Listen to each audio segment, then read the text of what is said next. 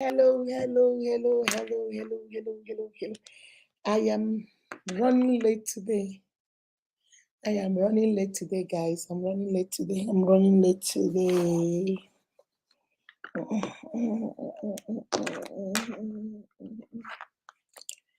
I am running late today. Hello, guys. Hello, guys. Hello, guys. Hello, guys. Hello, guys. Hello, hello, hello, hello, hello. Hello,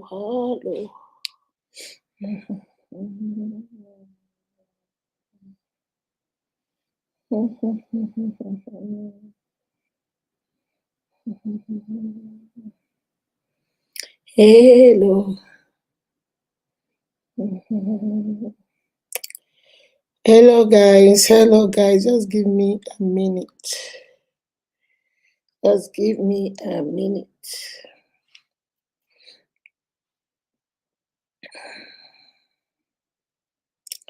Just give me a minute. Just give me a minute. Just give me a minute. All right, guys. I'm sorry I am late.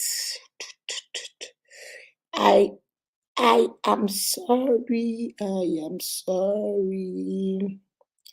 I am sorry. Sorry.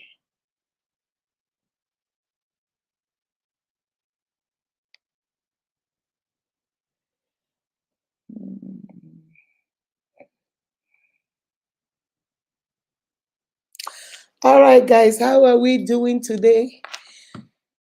Guys, please share, share, share, share, share. All right, guys. Beloved, how are you doing? Let me start from the beginning. I'm running late today. I went to go do my blood work. So I'm just coming. Chiamaka Dim, I see you. Annabelle Geraldine, I see you. Tochi Winnie, I see you. Florence Naya, I see you. Gloria Odix, I see you. Stephanie Uche, yay. Beloved, hey, I see you, my love. Beloved, I see your business has landed. Yes, so I'm so proud of you, Mama. I'm so proud of you. Amarachi Ikemefuna, I see you, my love.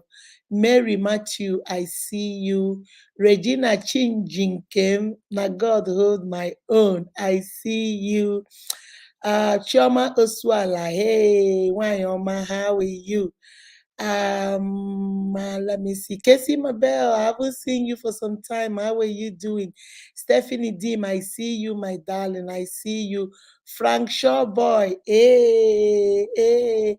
Perpetual Lucy, I see you. Blessed Dubem, I see you. Let me see. Let me see. Ezechiku Blessing. Hey, the president herself. I see you, Mama Jennifer Dim. I see you. Bo, Bolanle. Bolanle. Adeshina Bolanle. Codependency. Let me see what he said. Codependency is a relationship. Each person involved is mentally, emotionally, physically, spiritually reliant on the other. Mwah, chop kiss. Mwah, mwah, mwah. That's what we're going to talk about today. Some of us are codependent on the people we claim to love. Okay? Some of us are so codependent on them. It's like we do everything to please them that we lose ourselves. You see, it's good to please somebody you are with. You have to please the person. But when you begin to lose who you are as a person, that is not right. You don't even have a voice. You don't even have a choice anymore. You don't even know what you like anymore. You don't even know what you don't like. Whatever they like, you like. Whatever they don't like, you don't like. Whatever they say is good for you, even though you know it is a lie.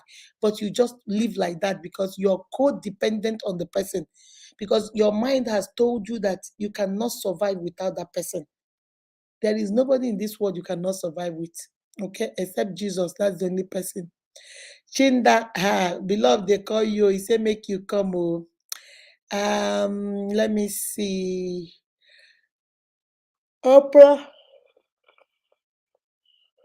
Labosi Faith Opera, I see you, my love. Eukarya Jacobs, that's a new name. I hope you're following us, my love. Welcome to the family. Casey Mabel, I'm fine, ma. And you? I'm very great, my dear. I am great. Mhm. Okay, let me see. Oh, no, no, no, no. Have I called everybody? Don't you have Oginikanwa Obonna? Baby, I've not seen you for some time. How are you doing? I hope you're good. Um, Winnie Bande, I see you, my love. Adobe Vivian. Hey, Adobe, I just saw your video. I like that your soybean. Oh, hey, I like that.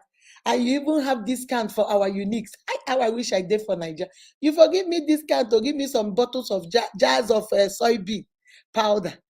My sister, I am so proud of you, Adobe. I am so proud of you. Mary Matthews, you are into um codependency is a relationship you are into to please another. That's right.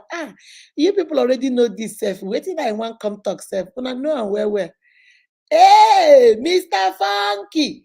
Since after Valentine, I never see you. Where you be since February Valentine? Hey, mama. Longest time. Yes, so longest time no see. How have you been, ma? I miss you so much. My phone got bad. Hey, happy to be here. Hey, yeah. We haven't seen you for some time since after Valentine. Thank God. How is mama? How is your mom? I hope she's doing great. I hope she's doing great. Yes. Um, hey, mama. Uh, Time, how you been, mama? I miss you. Happy. Oh no, I've already read that. Sterling Hedibo, beloved, they call you. Oh, where you dey? Beloved says Sterling Hedibo. She's tagging you to come on, oh, come on, oh, mommy. Good evening. Stella is here, beloved. I just saw her comment. She just came in. I saw her comment. All right, guys. Messi Chinazepere, Umokoro Sarah, I see you, my love. I see everybody. Apam Glory, I see you. Ada Alozie Chekamsa. Chekamsa. I hope I got it right. Welcome, welcome, welcome. I'm seeing everybody. Hello, hello, hello, hello, guys. Let us start sharing so we can start. I don't want to stay long today, so we can start. We can start. Let me see. The main sign of codependency is constantly elevating the needs of others above your own. That's right. Other signs include controlling behavior, self sacrifice, and fear of rejection. But these aren't the only ones. Whoa! Additional, when I drop the link, you should come up and talk. Oh, Bolanle. When I drop the link, you should come out and talk. Oh, you know codependency very well. Codependency, we don't even know when we go. One thing about codependency is it sneaks up on you. You don't even know. Mommy, don't worry. I will register with DHL. Please, oh, you need to register with DHL so you can wear bill to me. And most of the time, codependency, you don't even know. It creeps up on you. You are so desperate to be in a relationship. You are so desperate to please the people you want to please. You are so desperate that you don't even know when you have started depending on that person. You are always scared. You walk on eggshells. You are so afraid. You don't know what did you do wrong? What did you do right? You live solely for that person. You live solely for the person to be happy, even at your own detriment, even at your own happiness. Guys, we're going to talk about it, and I'm going to talk about some of the signs. And then maybe on Thursday, we're going to deal on how to, help yourself in this codependency relationship. Most of us, we are so dependent on each other that some women will even say, I'm going to buy myself. Oh, I'm going to buy myself if you don't come. If you leave me, I'm going to buy myself. The men will say, if you leave me, I'm going to buy myself. I'm going to do this. I'm going to do that. Oh, I'm going to, just because you want somebody. Then you begin to ask yourself this question: is it truly love? If it is love, why do you have to manipulate? Why do you have to intimidate? Why do you have to force the person to be around you? Because in a way, you're forcing the person to stay by your side. You're forcing the person to love you.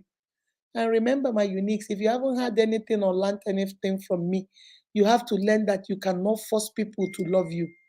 You cannot keep a man that doesn't want to be kept. Neither can you keep a woman that doesn't want to be kept. All right, so that's what we're going to talk about today. There are so many signs, there are so many things why people, hold on a second. There are so many reasons why people depend on each other. Sometimes people depend on each other because of maybe past trauma. They have been in a relationship where maybe they were left, somebody left them. They have been in a relationship where they felt like somebody betrayed them, somebody cheated on them. They have been in a relationship where they felt like, I saw my mother, I saw my father fight all the time. So I'm going to make sure that I don't fight. I'm going to make sure I don't quarrel. I'm going to make sure I don't say anything bad to make my husband mad. Or some of them deal with abandonment issues. My father abandoned my mom, or my mom left us when we were young because my father was constantly fighting with her or quarreling with her. So now I don't want anything to happen to my children, or I don't want anything to happen to me. So I'm going to make sure that whenever I'm in a relationship, I'm going to love the person. I'm going to make sure that the person doesn't go nowhere. And most of the time, hold on, let me put this down. And most of the time, that's where we are. Okay.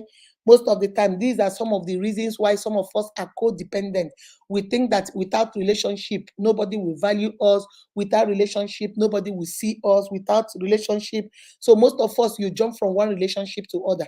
You break up with Okonkwo, in the next 2 days, you're dating Okafor. You break up with Okafor, in the next 3 days, you can't be alone for a minute because you are scared that being alone means failure.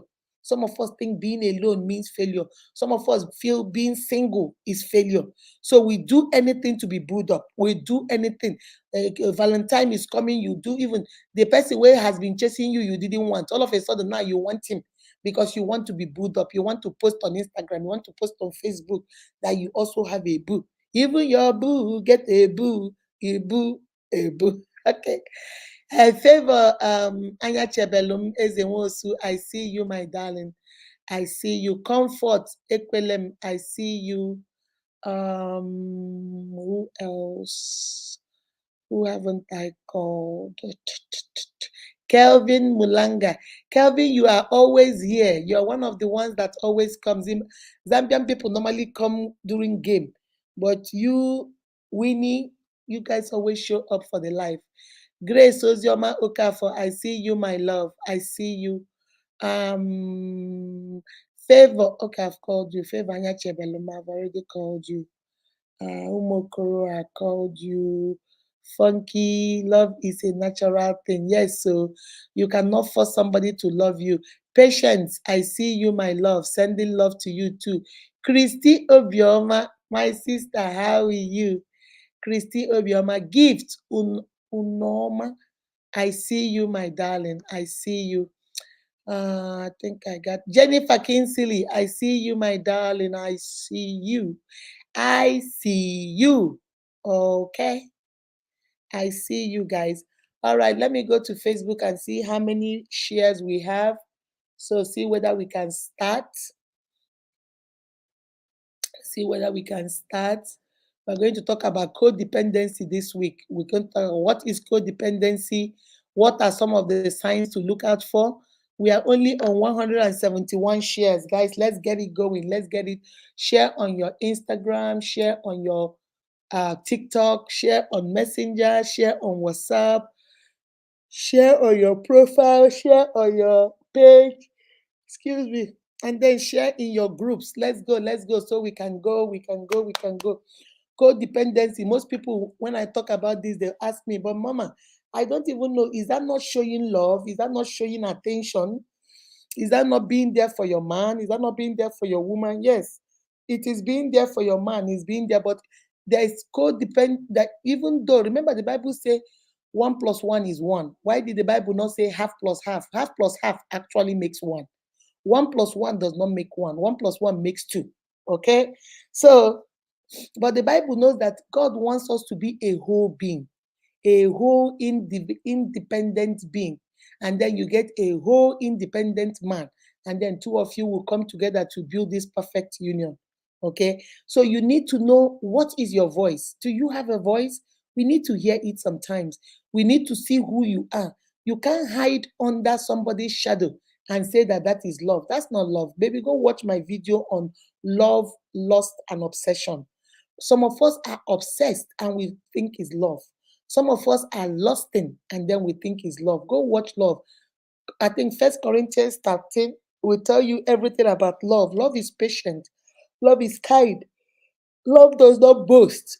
Love does not keep error of wrongdoing. Love forgives. Love is, long suffering. Love is a lot of things. Go read that place and you know what love is.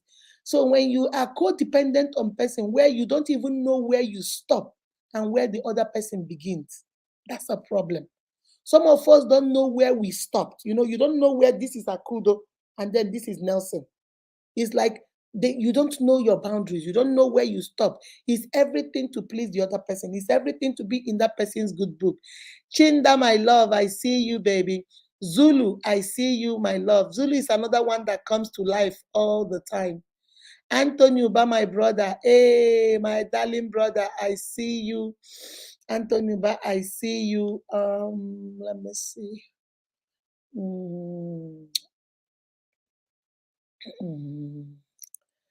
Okay, so most of the time we don't even know where we stop and we don't know where the other person starts.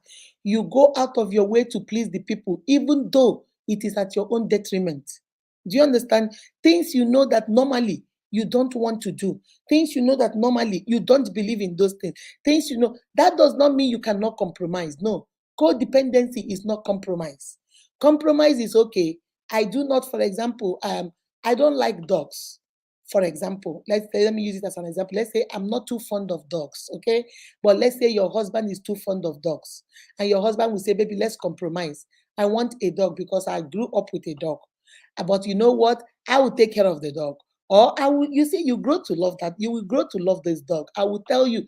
Then you compromise and say, okay, since this makes him happy, you don't, not like you have anything against dogs, it's just that you didn't grow up with dogs, so you're not used to them. Then you say, okay, let me compromise. Okay, I like cats. Okay, why don't we get maybe a dog and a cat? One pet for you and one pet for me. Your husband say, I'm not too fond of cats, but you know what? I get my pets, you get your pet. Everybody take care of their pets. You see, compromise is not codependency. Codependency is when emotionally, psychologically, physically, emotionally, mentally, you are dependent on that person. You don't even know who you are anymore. You are lost in that person. Some of us are lost in our relationships. We are lost. We don't have voices. You don't even have anything to say because you're scared. And not that you don't have anything to say because really you don't have. There's sometimes you don't have anything to say. It's okay. You don't have to say something when you don't have anything to say. But codependency is when you have something to say, but you can't say it because you are so afraid of the reaction of your partner, either your girl or your boy, or either your lady or your man. You are so scared that if I say it, they will be mad. You tiptoe around them. I'll give you some of the signs. You're always afraid to voice out your mind. They tried codependency is like you're going to the store. It takes 30 minutes to go to the store. They will check on your gas. They will check why you are coming 40 minutes late. You will explain where you went. You bring those things in. They want you to lay it on the table, get the receipt. They will cross-check it.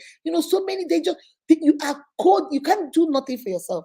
If your children come to you and say, baby, auntie, what of this? What of this? Mommy, what of this? You don't have an answer.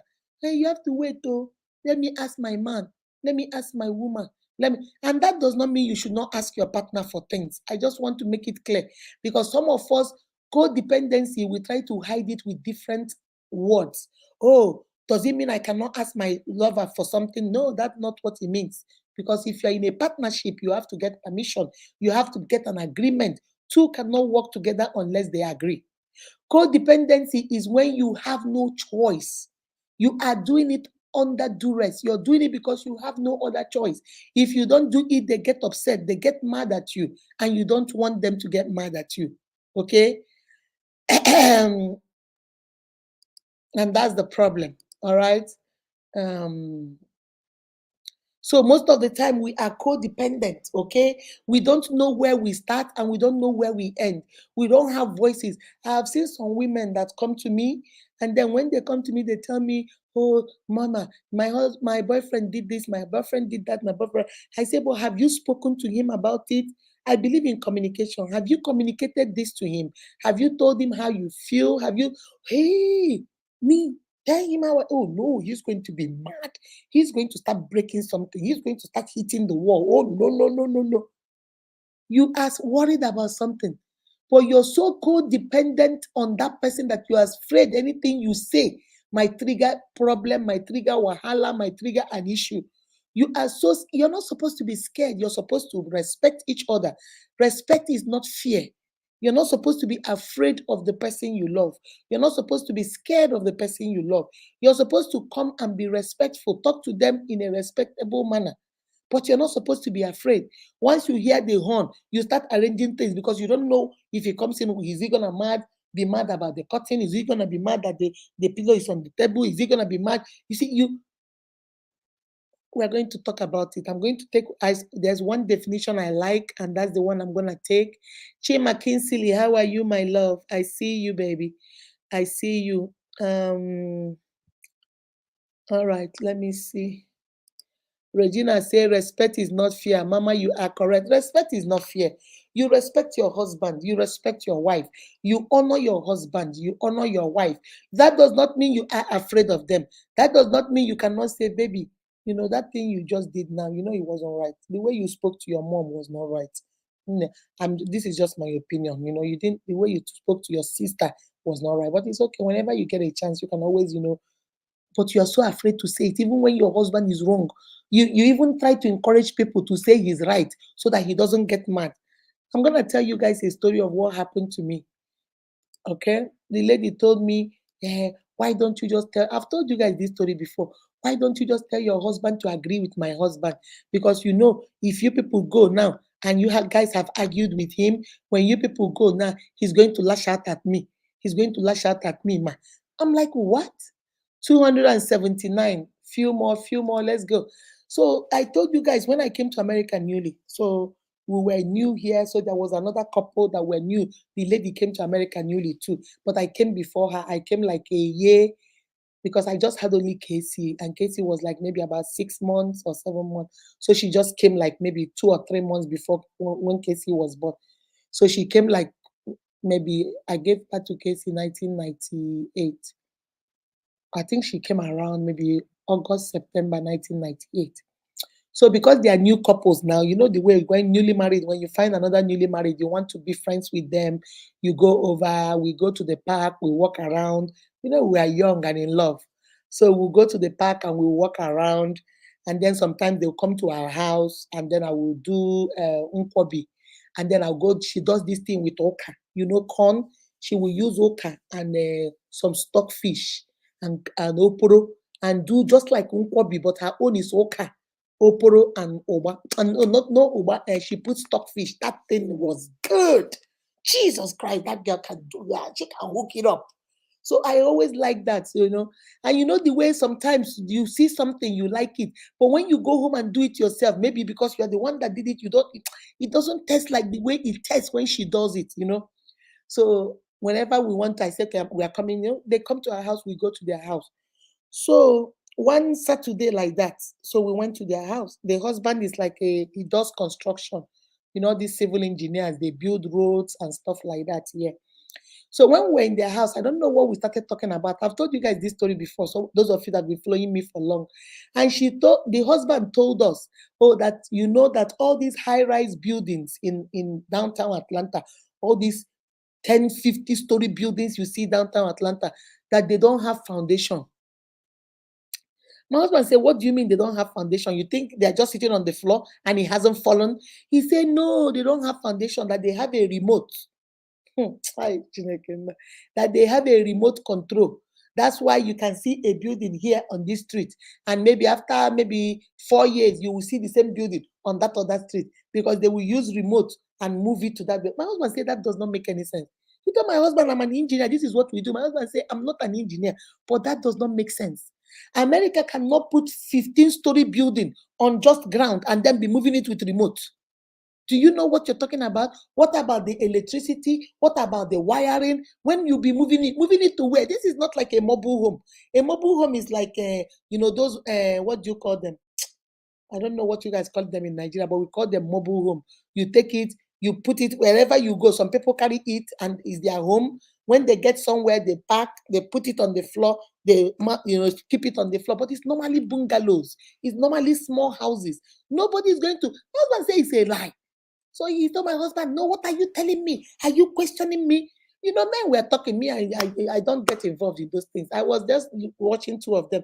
Nothing will give his point. He will give his point. Nothing will give his point. He will give. Nothing said, no, I don't believe that's true. He said, yes, I know this is what I do. Blah, blah, blah. All of a sudden, the wife now said, because she was in the kitchen doing the content. She now came out and gave me a sign and said I should come into the kitchen. So I came into the kitchen. She said, Bipiko, Akudo, I want to beg you. Can you go tell your husband to please just agree with him? If you people argue with him now and go, he's going to lash out at me. I'm going to be the one that will bear the brunt. Biko, I am begging you. What he's saying does not make sense. But he has even told me that. But if I go argue with him, there'll be no peace in this house. He will keep malice. He won't speak to me 3 weeks. He won't eat my food. I just came. I don't know nobody here. Then I'll be miserable. Biko, I am begging you. I am begging you. Go out there and tell your husband, give your husband sign. Maybe, tap him on the leg and tell him just to leave the argument. Just let him just say, okay. Well, maybe I didn't know that. I looked at this girl. I said, my sister, you want me to go out and tell a grown man to agree with what he believes is not true so that your husband will feel good about himself? She said, yes. I said, no, I cannot do that. I am very sorry. I don't want him to take it out on you. I don't want him to lash out on you. I don't want him to keep you miserable. But I cannot do that because that is disrespectful to my husband. I can't go out to a man that is making his argument and then I go tell him, hush, don't say anything so that the husband will not be afraid. So what if my own husband? I said, no, I can't do. I said, if you want, go out there and then tell my husband that and then see what he will tell you. I'm not going to do that. He said, Akudo Bikonu, I am begging you. I don't want trouble. Since 2 months have come now, everywhere he takes me to show me, I will say, I'll ask questions. He said, am I questioning him? Who is that? Keep knocking at my door. Guys, hold on. Who is that?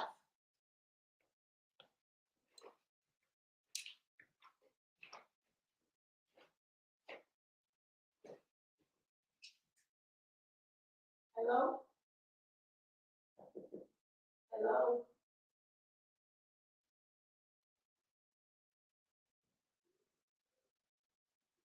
I'm Akudo.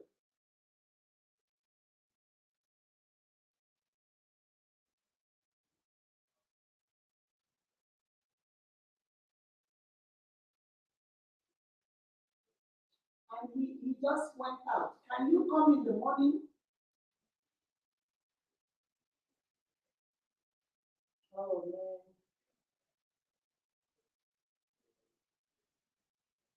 You know what? Maybe just take us on the list for meantime. Maybe do you have a card?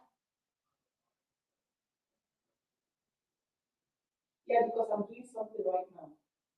I'm doing something right now. Yeah, maybe come back later today. No, I won't be. All right, bye bye.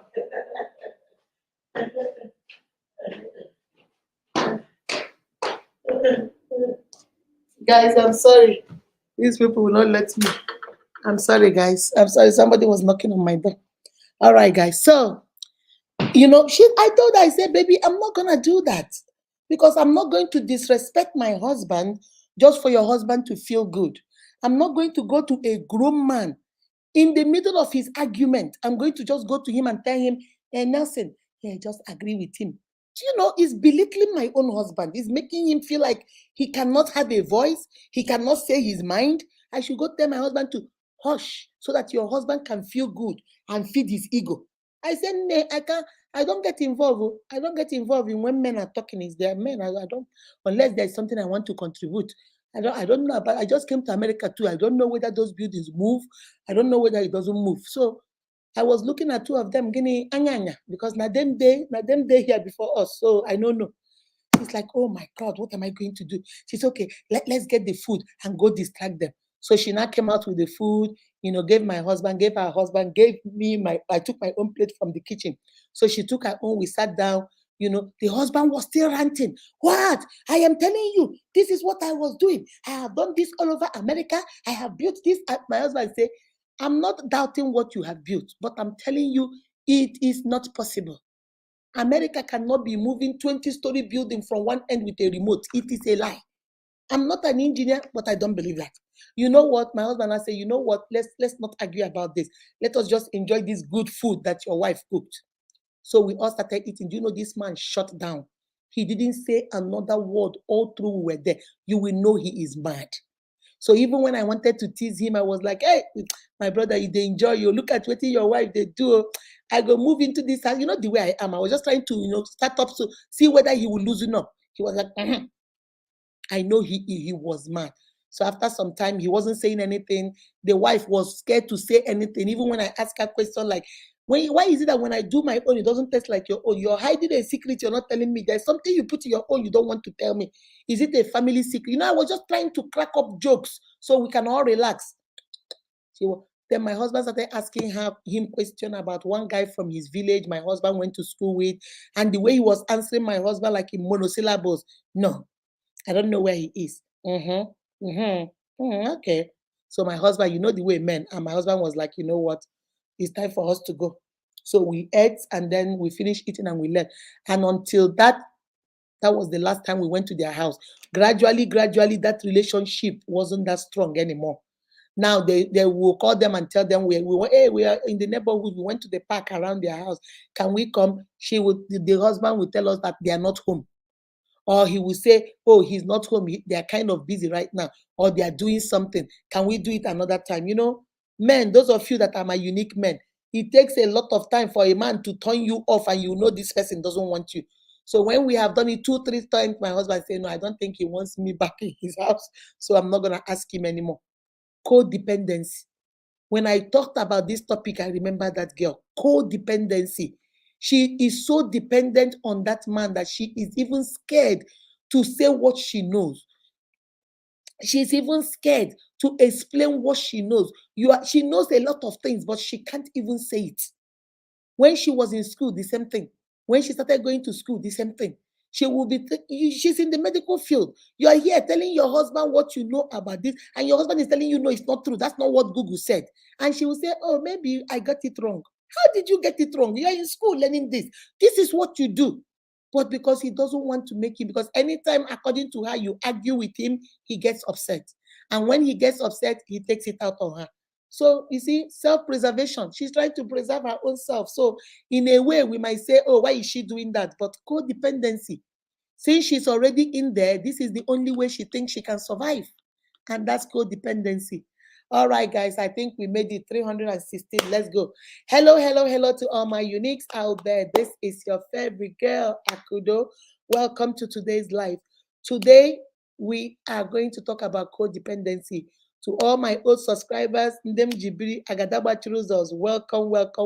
Chop kiss. Mwah, mwah, mwah, mwah, mwah. For those of you that are new, this is your first time of seeing this, my pretty face.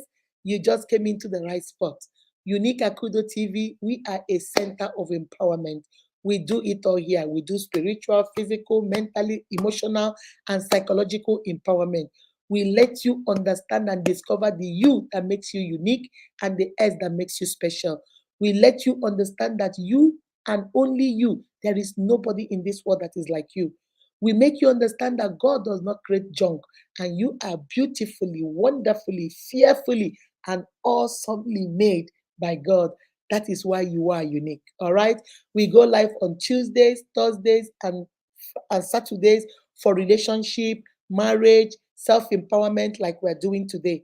And then on Saturdays, we call it Sabi Saturday. That's when we come and all my uniques will come and give their advice. We take one case and we deal with it. Anything about marriage, relationship, depending on what comes our way, we come out here and we talk about it. And then on Sunday, we do what we call spiritual empowerment. On Sunday, I'm a Christian. I'm a born-again Christian. I believe the word of God. I believe the Bible is the word of God. I believe in the Trinity, God the Father, God the Son, and God the Holy Spirit. So I come on Sundays with a Bible verse and encourage you spiritually so that when you step into your week, whatever the devil throws your way, you are ready to pounce back and give it bush bush, woto woto to him, all right, with the word of God. And then we do singles fellowship. We have done it now for 2 times, but I don't know. My singles are not comfortable coming up to introduce themselves, but we will keep trying until maybe they become comfortable to do that. So please, if you're here and you have not joined us, I am begging you. My knees, he said that my knees can go on the floor. I don't hold. My knees can go on the floor, but my knees, let me show you guys, it's on the floor. Although I can't go on the floor, but it's on the floor. Begging you guys, please just hit, if you're on Facebook, just hit the blue button and follow us. And if you are on Instagram, sorry, and if you are on YouTube, just hit the red button and also subscribe to our channel. All right. So now let's get into it. What is codependency?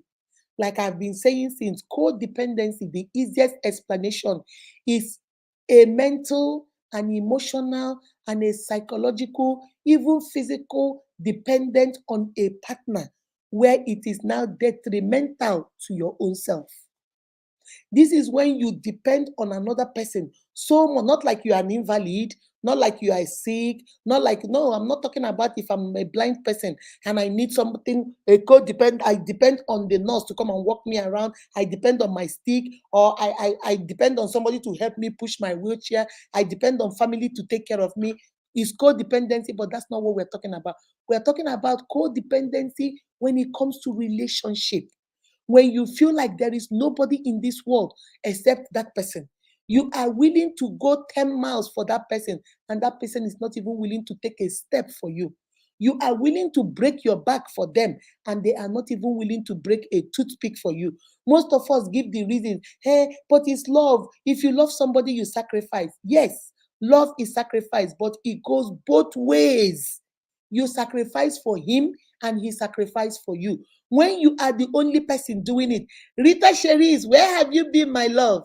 How do I subscribe? Where have you been, baby? I've missed you. I've not seen you for a long time. I know you said something about your phone, but I haven't seen you.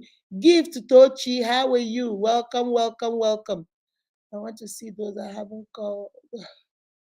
All right, I think I called everybody. Marvin, I see you, baby, from Zambia. All right. Okay, guys. So that's when you depend on somebody. Some of us, we are so dependent in our relationship. Even when the man or the woman has told you with his mouth that it is over, you're still coming over, because your mind is telling you, well, since I give him sex, maybe he will change his mind one day, or since I give him money, or since I give her money, maybe one day your life is telling you, how can he dump me now? No, he can never dump me now. How can you are so dependent on that person, even when there are clear signs that I am not interested. I am not interested in this love. I don't want you. Remember what I told you. Go watch my video. You cannot keep a man that doesn't want to be kept. Neither can you keep a woman that doesn't want to be kept. Some of us want to use force. We want to have a baby. We want to use automobo. We want to use kayamata. We want to use village people. We want to use manipulation. We want to use business. We want to use money. If you use money and keep them, guess what, my sister, my brother, they will still be under you and they'll be doing stuff because their minds are not there. Maybe they might be there because of the money, but they're there sleeping with your houseboy. They might be there because of the money, but the gate man is their choice. They might be there if it's a man. She might be there because of the money you're giving her, but she's sleeping with everybody around you, your friends. Or she's still sleeping with her boyfriend who she left for you, but she still has a relationship with that boy. Because you think you can keep them by material things, you can keep them by maybe, oh, my love is enough. It can carry the both of us. Whoever told you that is a lie. Your love is not enough. It cannot carry both of you. So some women will tell me, but man, I love him more, even though he doesn't love me, but I think my love is enough. Baby, your love is not enough. Your love cannot carry two love. It's supposed to be you love, he loves. Two of you will have abundant love in the bank of love, so that whenever it starts running dry, you go and withdraw. Whenever it starts going down, you go withdraw more love. When there is no love, you're the only one carrying. After some time, your own will run dry. And then he is not bringing any, or she's not bringing any. Okay? Codependency is when you think that you don't even know where you stop and where the other person begins. What is your favorite food? Whatever you like. What is your favorite color? Whatever is your favorite color. What do you want to drink? Whatever you want to drink. What do you want? How do you want to cut your hair? Whatever way you want me to cut my hair. I will kneel down and carry the water so you wash your hand. See, most of us, we think that these are things that make us good women or good men. But you end up depending on this person so much that the relationship is no longer a relationship. He has become abusive. He has become toxic. He has become a problem because it is no longer a healthy relationship. A healthy relationship is when two of you are in it together. You love together. You do things together. You respect each other together. You honor each other. Everything is done together in a relationship. The Bible says two cannot work together unless they agree. So you have to agree. When one person is the only person agreeing, my sister, it's time you begin to look and make sure you are not in a codependent relationship. Okay? Let me tell you, I have a definition I like. This is the one I like. Okay? This one say codependency is an emotional and behavioral condition, an emotional and behavioral condition that affects an individual's ability to have a healthy, mutual, satisfying relationship. It is a condition of your emotions, how you are emotionally, and the way you behave behaviorally. Your behavior, tiptoeing around them, never saying your mind, always afraid, always scared of them, always afraid something will happen. So it is a behavioral and an emotional condition that prevents you, that affects an individual's ability to have a healthy, mutual, and satisfying relationship. Healthy, mutual, and satisfying. Healthy means it shouldn't be toxic. Healthy means you say your mind, we communicate effectively. Nobody is cheating anybody. Nobody is maltreating anybody. Nobody is manipulating anybody. Nobody is intimidated or scared or afraid of the other. That is a healthy relationship. A mutual, equal, mutual. You say your own, I say, you might not agree with what I might say, baby, I want to buy 30-inch TV. Nah, do we really need 30-inch TV? Let us buy 50-inch. I like 50-inch, so I can stay in the kitchen and be watching it. Nah, 30-inch is all I can afford right now. 50-inch is a little bit expensive. Do you have money to help me make up for 50-inch? Ha, don't call me, oh, I don't have any money. Okay, let me buy 30-inch. You see communication, you see agreeing, you see compromise, you see mutual respect. You had what I said, even though you did not take it, but you had me. You considered it, came up with solution. Can you give me a little bit of money? 30-inch is 1,000, and that's all I have. 50-inch is 1,005. Can you make up the 500 now? Let us buy it. Yes, no, okay, let me buy the 1,000. Maybe by the God's grace, if we have more money in future, we will manage this one. That is a mutual relationship. And then the third one say satisfying. Are you happy? Are you satisfied that this is how a relationship to go? Are you satisfied that this is how your relationship will go? Or is it whenever you're always thinking, child, if only we can do this and do that and do that and change this and change that, maybe it might actually work. Then he continued. Let me read the remaining one. Then he said, it is also known as relationship addiction. Codependency, another word for it is relationship addiction. And you guys know what addiction is. You're addicted to drugs, you're addicted to alcohol, you're addicted to this, you're addicted to this, Addiction is you can't help yourself. Even at your own detriment, you can't help yourself. Even though you know that you are unhappy, but you can't help yourself. Even though you know they don't treat you right, you can't help yourself. You can't even speak up for yourself. You have no voice. It is hard for you. He said it is also called relationship addiction because people with codependency often form or maintain relationships that are one-sided. They always maintain a relationship that are one-sided. If you are a drug addict, you are in a relationship with drugs. It is always one-sided. You are the one that takes it. You are the one that has a problem. You are the one that gets high. You are the one that when you get high, you get into trouble. You are the one that, what does drug do? Drug does nothing except when you come and take it. So it is a one-sided relationship. One person is carrying the whole thing, and that is what we call relationship addiction. You are addicted to that relationship, but you are the only one doing all the work. You're the only one doing everything. No, the person you are in a relationship is not helping. It's just you. Okay. He continued. He said it is one-sided, emotionally destructive, and sometimes abusive.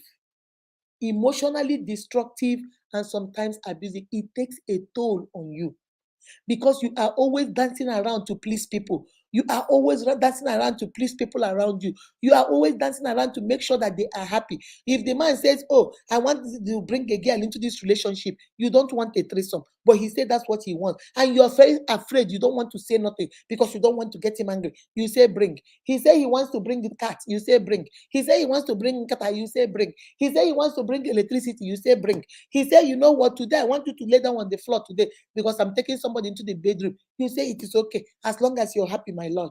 As long as you're happy. You are so addicted to being booed up, being in a relationship that you take any kind of stuff. And it's not like you're happy with it, though. You are not happy, but you can't help yourself because it is an addiction. Relationship addiction. You are addicted to the idea. I've told you guys this thing several times. Some of us are more in love with the idea of being in love than the actual love. We like that idea that people outside will say, "Oh, they are in love. Oh, they are in love." We like that than really actually working on our relationship, opening up communication, finding out what is wrong. Baby, what is wrong? How do we make this relationship actually be happy? How do we make ourselves happy in this our marriage? What do we do to make this relationship work? Oh, Neikaba. You don't want to do the work, but all you want to do is when you come out, oh, they are in love. Oh, their relationship is so sweet. Oh, they are so good. We are so much carried away with the idea. Somebody, please put this in the comment section for me. We are so much carried away with the idea of being in love than actually being in love. We like that idea of bringing up. Oh, I have a man. I got a man. I got a man. I got a girl. That's my girl. That's my home girl. That girl. That's my lady. That's my lady. That's my G. That's my G. We are so much in love, even though in that G they pepper you. G they show you the one where senior bishop say his name be archbishop. B the boo they show you say he no be boo. He boo boo boo. They fear you. Boo. You know how you scare somebody. Boo. And yet today, here, boo, boo is my boo. Boo is booing you, whoop, and you get scared. When boo comes into the house, you get a heart attack. When boo, obiamo fogi, but yet you want people to have the idea that you are a boo, you or he is a boo. We are so much in love with the idea of being in love than actually being in love. My unit is codependency. That's what today I'm going to talk about the definition and I'm going to give you some of the signs. And then on Thursday, we're going to talk about if you find yourself, I'll give you today and tomorrow. Think about it. Are you in this kind of relationship? In a codependent relationship, some of us will tell me, some of my sisters will tell me, I've met this man and we've been dating now for 2 years. For these 2 years, he will beat me. For these 2 years, he will maltreat me. He will tie me up. He will throw me into the kitchen. He will be mean to me. He doesn't give me money. I have never gotten money from him. He doesn't buy me nothing. I'm the one that buys stuff for him. I'm the one that do everything for him. And then you ask them, so if you are so unhappy, you say you were only happy the first 1 month. The rest 1 year and 11 months, you have not been happy. So why are you still there? He's not married to you. He treats you like nothing. He treats you like you are the dirt under his foot. He doesn't even recognize you. He doesn't even show you off. So why are you still there? And most of my sisters or my brothers will tell me, I've already given him 2 years. Where can I go? I'm stuck. Codependence. Because in their mind, they feel like they have given 2 years of their life. So why should they leave? But then you ask them the question, do you want to give another 2 years of this? You don't want to live 2 years because you think it's too much. But do you want to give up another 2 years because he's not going to change? He's going to still be like this. You are not even married to him and he can't even pretend. He's showing you who he is. Do you think he's going to change when he marries you? No, he will not. Because that time he now has you wholesale and there is no need to pretend. Guys, and that is the problem we face, codependency. Oh, what do I do? Everybody knows us together now. How will I now break it off? How do I start explaining to people that they don't know us anymore? So because of that, you're going to stay there and not be happy and be miserable. He has not put a ring on it. He has not married you. You guys don't have children, but you feel like, why I've wasted 3 years? I might as well stay here. I'm stuck. Codependence. All right. Now let me give you some of the signs. Excuse me.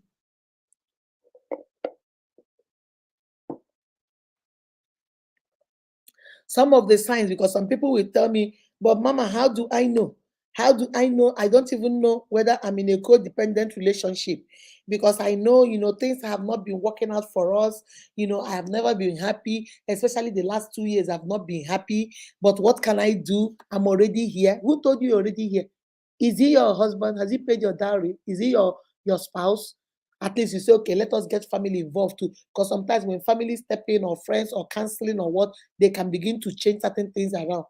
You're tying yourself to somebody that is not even willing to tie himself to you. All right. So the first sign I want to talk about is you walk on eggshells. You are always afraid. You walk on eggshells. Are you afraid of your spouse? Or are you afraid of your lover? Are you afraid of your man? Are you afraid of your woman? You're always walking on eggshells. You are always so scared. I don't know what I will say now. I will say the wrong thing. I don't want to say anything because I don't want trouble. And when he gets upset, this house will not enter us. I just don't want to. So even when you see him putting his hands inside fire, you will not even open your mouth and tell him, nah, bring out your hand, it's going to burn you. He will say, no, let it burn him. Then he will come out on his own. I don't want to say nothing. You walk on eggshells. Have you asked yourself, number one sign, are you walking on eggshells in that relationship? Can you speak to that man or that woman freely from your mind without being, you don't have to be rude. Honestly, talk to the person, have a communication, effective and efficient communication with that person without looking back. That's number one sign. Number one sign that you are in a codependent relationship is that you are always walking on eggshells. You are always afraid. You are afraid to express yourself. You don't even have a voice anymore. You have buried your voice because you don't want people to hear you, because every time they hear you, there is a problem. So you don't even want to say anything. Then you say, why don't you talk to him or talk to her? Ah, ma, I can't talk to him. Oh, I don't want trouble. I can't talk to him. If you can't talk to him, when are you gonna talk to him? Is it when you're married to him? If you can't talk to him now that they are doing you baby, baby, baby, baby, boo, boo, boo, boo, nwa mara mma, asa nwa. They are doing you like ajibo. When will you talk? When they do you ajipako? You are now ajibo. When you get married, you become ajipako. Now that's when you talk. That's number one. Number two, say the feeling of the need to check in with the other person daily.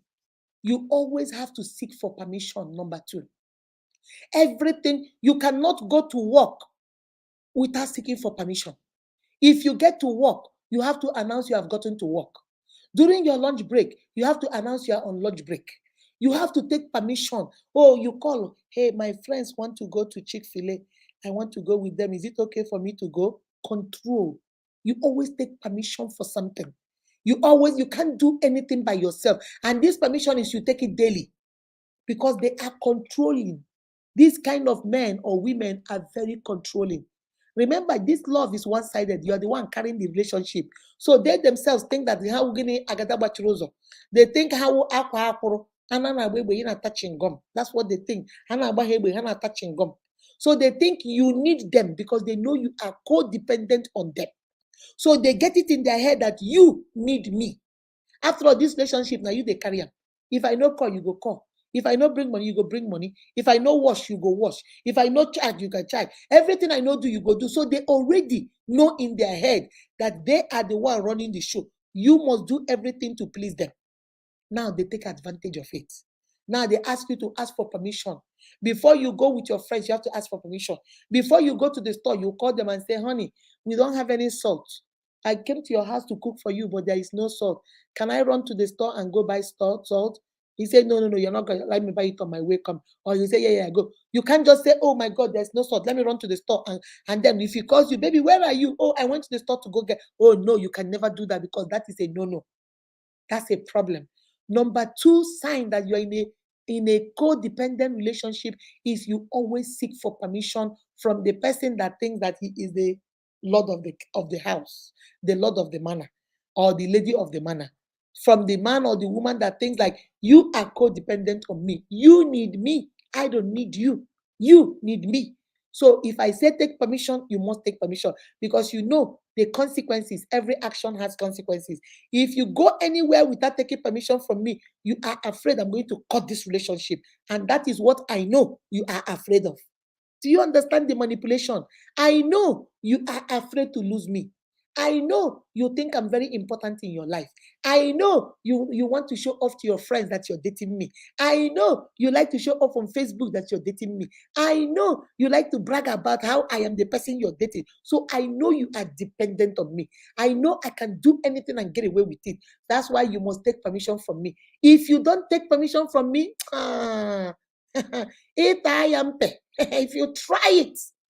if you try it, oh, you know the consequences. You try it, now. Emma know the consequences. And he has programmed and manipulated you to think that if you try it, so you are afraid though, because you don't want trouble. You are afraid. Remember, number one, you're afraid. Now, number two, you have to take permission. Because if you don't take permission, it will go to straight to your fear. The fear of losing him, the fear of losing her. And that is the fear that controls you. Codependency. That is the fear. That fear of, I don't want to lose. I don't want people to laugh at me. I don't want people to think that he has dumped me. Look at me now, a poor man's child dating a CEO. Even if whatever he does, these big men, that's so then they do. That's so they let him do now, as long as I'm okay. So he knows that is what is going on in your head. That's why every day he talks to you, he tell you, well, you should be thankful that I'm dating you. Do you know the kind of girls my colleagues are dating? And I left those girls to come and date you. Every day you pray, my darling. Pray and thank God that I still like you. Pray and thank God that I still look your way. Do you know how many women that want me at work? Do you know how many men that look after that want to take me? And because I came to marry you, this nonsense man will not get nothing. Come and see men that have Lexus, Lamborghini, Mercedes G-Wagon. I left all of them to come here and be in a relationship with you and try it. Go to that party. I told you not to go to that party with your friends. Go to that party with your friends and you see what I will do. This is my sister now. Because my sister knows that that man is codependent on her. She knows that that man loves her to a fault. She knows that that man doesn't want to lose her. She knows that that man maybe doesn't have. She's the one that has. She knows that she's the one carrying the relationship. So every time you must take permission. Baby, you are not going anywhere. But honey, my friends, I don't care what you and your friends did. You are going to sit right here with me and watch African movie. They're not going nowhere. Codependency. Number two sign, they want you to always take permission. They want you even to take permission to breathe. The only thing remaining is for them to say, well, breathe in, out, in, out, in. Stop right there.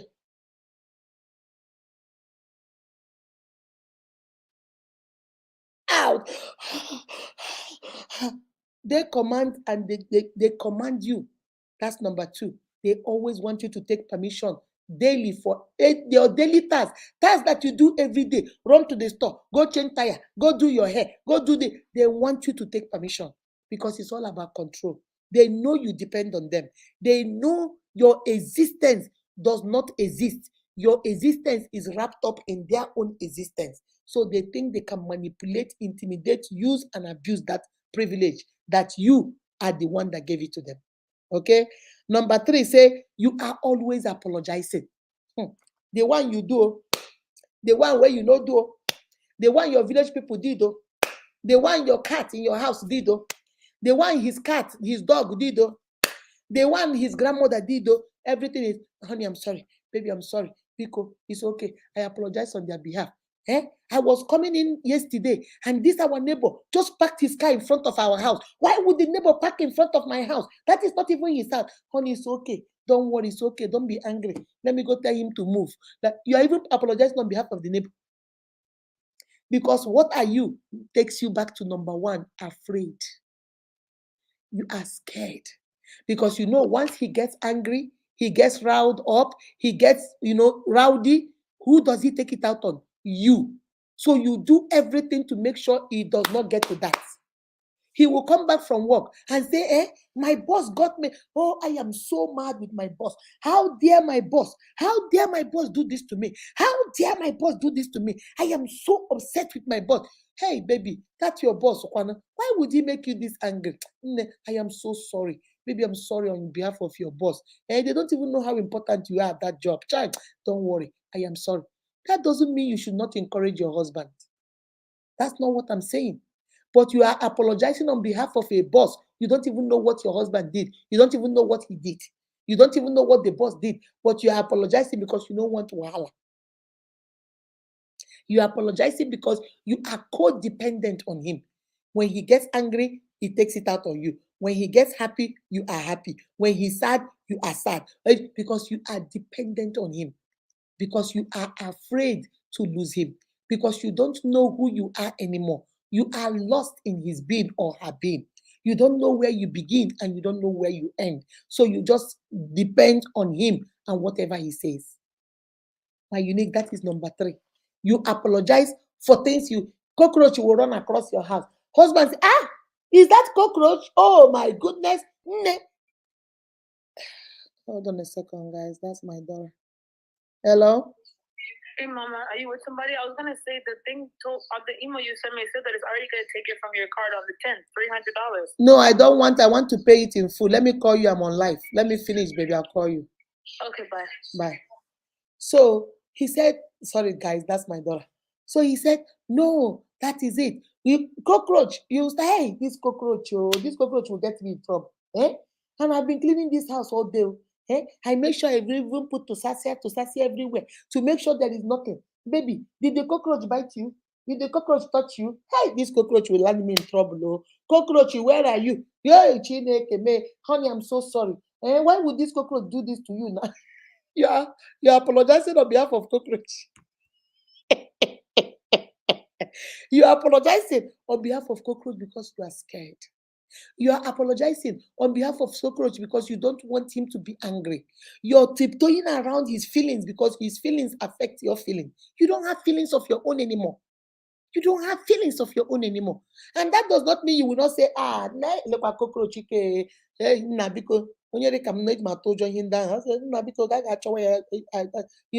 you're not afraid of them, you say, you know what, let me go, which is okay. You have a voice. Codependency is when you apologize, number 3, for everything. The ones you did, the ones you don't even know about. He will come back and angry, or she will come back angry. You have not even asked her what is wrong, and you already say, hey, sorry, hey, because one name, sorry. What is the problem now? What did they do again? Hey, because sorry, I am apologizing. What are you apologizing for? He has not even said anything. She has not even said anything. Ask yourself this question. Number 1, are you afraid of your person? Are you afraid of your partner? Do you tiptoe around it? That's number 1 sign. Number 2 sign we talked about is you are always asking for permission to do your daily tasks, things that you do normally, but you're always asking permission for. Number 3, you apologize for everything. Everything is, I am sorry. I am sorry. Oh, I am sorry. Sorry has become your second name. Akudo, sorry, Ehirim. Akudo, sorry, Ehirim. Everything is sorry. Everything. Your children, your husband, maybe he will come home. Maybe you guys have children. He will come home and maybe there's water. I say, now why who put this water here? Hey, is this children? Oh, hey, I am sorry. Oh, I am sorry. You have started because everything you want to apologize because you're scared of the consequences. That's number 4. Number 5 is the feeling of sorry for the other person, even when they hurt you. You know you are not happy. You know that man looked for your trouble this morning. You know that woman looked for your trouble this morning. You know that man yelled at you for something you didn't do. You know that woman yelled at you and mistreated you for something you didn't do. But you still have this need to be sorry for them. That one is a biggie. You see, that number 4 sign is a big one. We always want to feel sorry. Hey, Geho, throughout yesterday, he was yelling at me. I just kept quiet. But look at him today. He's so quiet. Hi, I think he's sorry. Did he tell you he's sorry? Oh, look at him. I think he's sorry. But he's still not talking to you. Oh, look at Wagobo. He's still not eating your food. But in your mind, you are feeling sorry for him because you are so dependent on him. Your body is not telling you, this one, he's not talking to me. Maybe he's unhappy. Maybe let me go tell sorry. Let me go make it right. Let me go do this. That's number 4, and that's a big one. You feel sorry for your abuser. You feel sorry for your user. You feel sorry for your manipulator. You feel sorry for your intimidator. They are the ones who shigegi there, and yet you are the one feeling sorry for them. You know, the reason why he was so angry and he was hitting me yesterday is because, he lost his job. A man that used to provide for his family, a man that used to take me out and buy me stuff, now he cannot even afford it. So I think that's why he's angry. He doesn't have a job. So that's why he's always hitting me when I talk. Do you see how you just had mercy and sympathy on somebody that is using you as a punching bag? Do you understand my uniques? That's number 4. You feel sorry for them. You want to show them empathy. You want to show them sympathy. And yet they are the ones that are suppressing you. But in your head, because you're so dependent on them, you even feel that your pain is also part of your sacrifice of love. You still feel that your unhappiness is also part of sacrifice for love. So one lady told me, hey, Mama Unique, you don't understand. You see, whenever he gets upset, that is the way he is. He gets mad. He doesn't talk to me. He doesn't eat my food. He doesn't care for me. He'll be maltreating me. He'll be being mean to me. Then after about 2 months or 3 months, and then he will calm down. And then I'll go to him and tell him, let's move on. And then we move on. That's how we do it. That's how we do it. I'm used to it, though. I'm used to it. What are you used to? Baby, you're used to abuse and you think it's okay. You're used to toxic relationship and you think it's okay. You're used to somebody using you and you think it's okay. Remember what I told you. When you stop letting people use you, manipulate you, intimidate you, and abuse you, they will call you all kinds of names. They will call you selfish. They will call you stupid. They will call you crazy. But let them call you whatever they like. Manipulators do not like boundaries. These people are classic manipulators. They are the ones. Have you heard that thing they say in Igbo culture? You will do something in the forest and then you come out in the street and be asking who did it, who did it, who did it. And yet you're the one that did it. They are the ones maltreating you. They are the ones abusing you. They are the ones using you. They are the ones putting you in a toxic relationship. They are the ones not giving you unhealthy relationship. They are the ones not giving you mutual relationship. They are the ones not giving you satisfying relationship. And yet you are the one that feels sorry for them. Yet you don't do nothing for them, but you feel sorry for them. My sister, that is a classic sign that you are in a codependent relationship. Even when people around you want to tell you that, or nah, look at this thing is that you're saying, no, you don't understand. That's who he is. I'm used to it. I can handle it. That's who he is. It's just that the way he's acting now, I'm feeling sorry for him. I don't know. I think I'm feeling sorry. What are you feeling sorry? Is he feeling sorry for you? Is he feeling sorry for you? Because the same thing he did to you now, tomorrow, you guys make up. He will still do the same thing. The same way he did it on Monday, he will still do it again on Tuesday. He will still do it again on Thursday. And then keep malice or get angry with you for the next 1 week. And then you guys make up. He will do it again on Saturday. So it's not like he is changing. Maybe your sympathy is changing him. Maybe feeling sorry for him has changed his attitude. No, he or she is still the same. But that is a classic sign of codependency. You depend so much on him, you don't even know where you start and where he stops. You don't even know where you stop and where he starts. So now he is abusing you, using you, manipulating you, intimidating you, and yet you're the one feeling sorry for him. He slapped me, but he was mad. I don't think he meant to slap me. But sometimes when he gets angry, he just slaps people. You see, now you're trying to justify his action because you're feeling sorry for him. That's number 4 sign. You feel sorry for them. You feel like, you still sorry for the person, even though that you are the one that is being hurt. That's number 4. Number 5 says, you are regularly trying to change or rescue trouble, addicted, or under-functioning people. You are a rescuer. Do you know what it means? You're always trying to solve your, women naturally, we are nurturers because we carry children, we nurture children. Most of us are also fixers. You have seen it. The bottle is broken. You have tried super glue, it no work. You have tried the Aradite, it no work. And yet you are still bent on fixing it. My sister, when do you start saying, let me fix me, myself, before I start fixing somebody else? My brother, when do you say, let me fix me? Because me, myself, I'm broken too. From this relationship, we have broken each other. Let me heal too before I start healing you. Number 5 sign is you are always trying to fix something. Always trying, it is broken, but you want to fix it. Oh, he slapped me. But I think the reason why he slapped me is because when he asked me a question, I answered him. So if he asks me a next time and I don't answer, maybe he won't slap me. Then now, the next time he asks you, you didn't answer, he now slapped you. You say, oh, because maybe I kept too quiet. You see, you are always trying to fix and make excuses for why you want to fix it. The reason why he's like that is because his father used to hit his mother, so that's all he saw, which is true. That's all he saw, but he can go get help. He can go make changes so that he does not repeat the same thing his father did. Let us not start using that excuse of, oh, now his father used to beat his mother. That's all he saw. So that's why every time he's beating me. So he will keep beating you. So you want your child to grow up too, if you guys have children, and see him beat you and also start beating his wife, and the vicious cycle continues.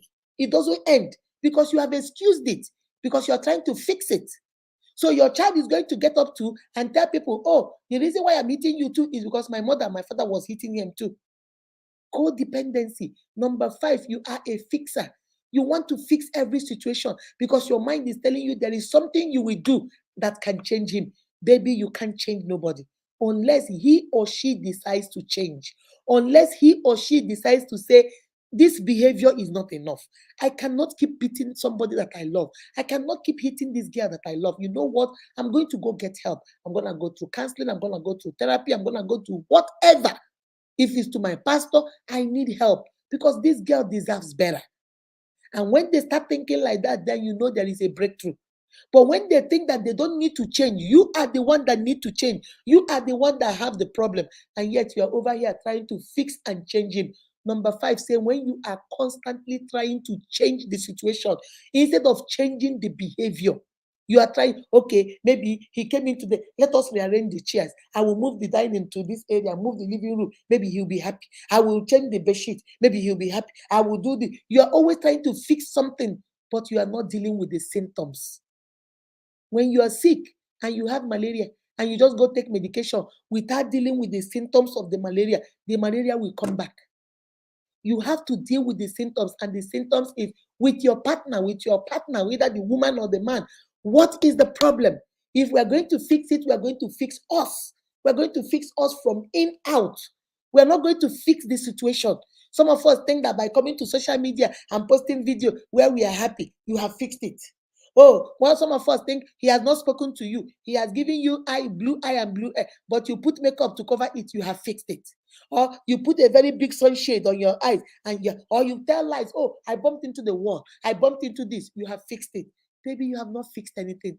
When you are constantly trying to fix something, you are constantly trying to change something, you are constantly thinking when you change this environment, when you change this atmosphere, when you change the things around, maybe that will make him change, maybe that will make him happy. Baby, you are not dealing with the symptoms. The person that needs to change is you or him. You guys have to look inwardly and decide, what do I do to stop this toxicity? What do I do to stop this thing that is not relationship? And then you guys together as a team or even individually try to change it from inside out. Changing the outside does not make a difference. So number 5 sign is you are always trying to change something. You're always trying to change and fix something that can't be fixed unless you are fixing your behavior and your emotion. That is where the change needs to happen. Okay? Number 6 say doing anything for the other person. Number 6, you can do anything. I told you about the story of a lady who came to me and said, my husband wants us to have a threesome for his birthday, for his, I think, 40th or 30th birthday. He said he wants a threesome, but he doesn't want to go outside and do it. That he wants to tell me I should bring my best friend, talk to my best friend, because he doesn't want to go get a woman outside. What kind of demand is that? And the girl called me and said, Mama Unique, I don't understand. Does it mean my boyfriend has been liking my girlfriend? Have they been sleeping together before? Why would he ask me that kind of question? Why would he demand that I should bring my girlfriend? And then what if I ask my girlfriend and she says yes, and then my boyfriend gets to like her more than me? I said, my baby, that's not the question. The question I want to ask you before I even say anything, are you comfortable doing that? She said, Mama Unique, no, I am not comfortable doing that. I don't want to bringing threesome into my relationship is like bringing a strange woman into my relationship. I don't want that. I said, did you tell him? I can't tell him because he said that, this is the only thing he has ever asked me. And he has been nice. He takes care of me, takes care of everything about me. And so I said, so are you going to do it just to please him? I said, baby, you have to check your dependency level with this man. Do you know, to cut a long story short, he went and I've told you guys this story. He went and told the girlfriend. The girlfriend said, no, I will not do it. He begged the girl and said, just to make him happy. He said he doesn't want any other person except you. And the girl agreed. So that day, they are not married, but they have 2 children. So they took their 2 children to grandma's place and they were going to do it in their matrimonial home. My Unique, see disrespect, in their matrimonial home. So they went in and got food, got drinks, got everything. The girlfriend came later in the night and then they watched TV, they ate, they laughed. And then when it was time for them to do whatever they wanted to do, they started doing it. She says she noticed that her boyfriend was more into the girl than her. So she says she got angry and walked out. She said, Mama Unique, do you know I walked out and 2 of them did not even know I have left. I walked out of the bedroom and went and sat in the living room. I sat in the living room for more than an hour before 2 of them realized that I was gone. And then my boyfriend now came looking for me. And I told my boyfriend I'm done, that she must leave that house that night. My boyfriend said, Nehikaba, by 2 a.m., where do you want her to go? It's late. It's late. She has to stay. She said so. She stayed in the parlor. The boyfriend stayed in the parlor. The girl got dressed, came and sat in the parlor. In the morning, 6 a.m., the girl left. That's how their friendship ended. Do you know, as I'm telling you guys this story, the boyfriend finally broke up with her, and the boyfriend is now together with her girlfriend. Codependency. She did that just to please him. And at the end of the day, she still lost him to the same girl she brought into the relationship. Number 6 sign that you're codependent is you do things that are not who you are. You do things that you don't value. You do things you don't respect. You do demeaning things to demean yourself. How can he tell you, take a video, open your legs and go post it on Facebook, or let me show my friend, or she'll tell you, come, let 2 of us do OnlyFans. We'll be doing OnlyFans and we'll be, making love or having sex, and people will be paying to watch us. We'll be making money. Which man or woman in their right mind will want to expose their woman or their man to that kind of internet? Which man or woman who loves you and claim they love you want you to be doing that kind of thing on the internet for people to be watching you and paying to make money? But because you are not comfortable with it, you don't want to do it, but you think, well, he's my man, he's my girl, she's my girl, we love each other. Codependency. Are you sure you love that person or you are codependent on that person? Number 6 sign is what? You do things that you do not want to do. You can do anything for them, even at your own health, even at your own will, even against your own will, against your own happiness. You are unhappy, crying and doing it. Some of these men will tell you they love you, but they are pimping you out to their friends. Baby, now, I love you. You are my number 1 girl now. Just go sleep with my boss now, just for that contract. Baby, I love you now. This is for us, oh. This is for us, baby. This is for us. And this is against everything you believe in. This is against everything you respect. This is against everything you value. This is against everything you honor. But what can you do now? It's your man. It's your man. Maybe if you do this thing now, he might put a ring on it. If you do this thing now, maybe he will promise you, if I make this money, I'll come and marry you. Then you will go do it. And tomorrow, he will say the reason why he did not marry you is because you were busy sleeping with his boss. The same thing he convinced you to go do is the same thing he will convict you with. Somebody put this in the comment section for me. The same action he convinced you to go do, you think you're doing to make him happy, is the same action he will use to convict you. When his mother said, why didn't you marry Akudo? Which Akudo? Akudo that was sleeping with my boss. I found that now. The mother said, now. Now you go to the mother and say, Mama, it's a lie. Oh. He's the one that told me, Mama, how can you believe me? We tell her to go sleep with my boss. But no, because my boss is richer. That's why he went over there. Mama, pico, don't even tell me that. Now so you lose, my sister. Get where on, Baraka. The same thing you did to make him happy, to please him. Number 6, say you can do anything for him. You can do anything for him. But the same thing you used to do for him, look at that girl I told you. The same girl, the 30th birthday present she gave her husband, her boyfriend, is the same gift that made her get broken out. The relationship was broken. The same gift. My uniques, I tell you guys, all that glitter is not gold. All right? Okay, number 7 says, you always put everybody on a pedestal. Everybody is more important than you.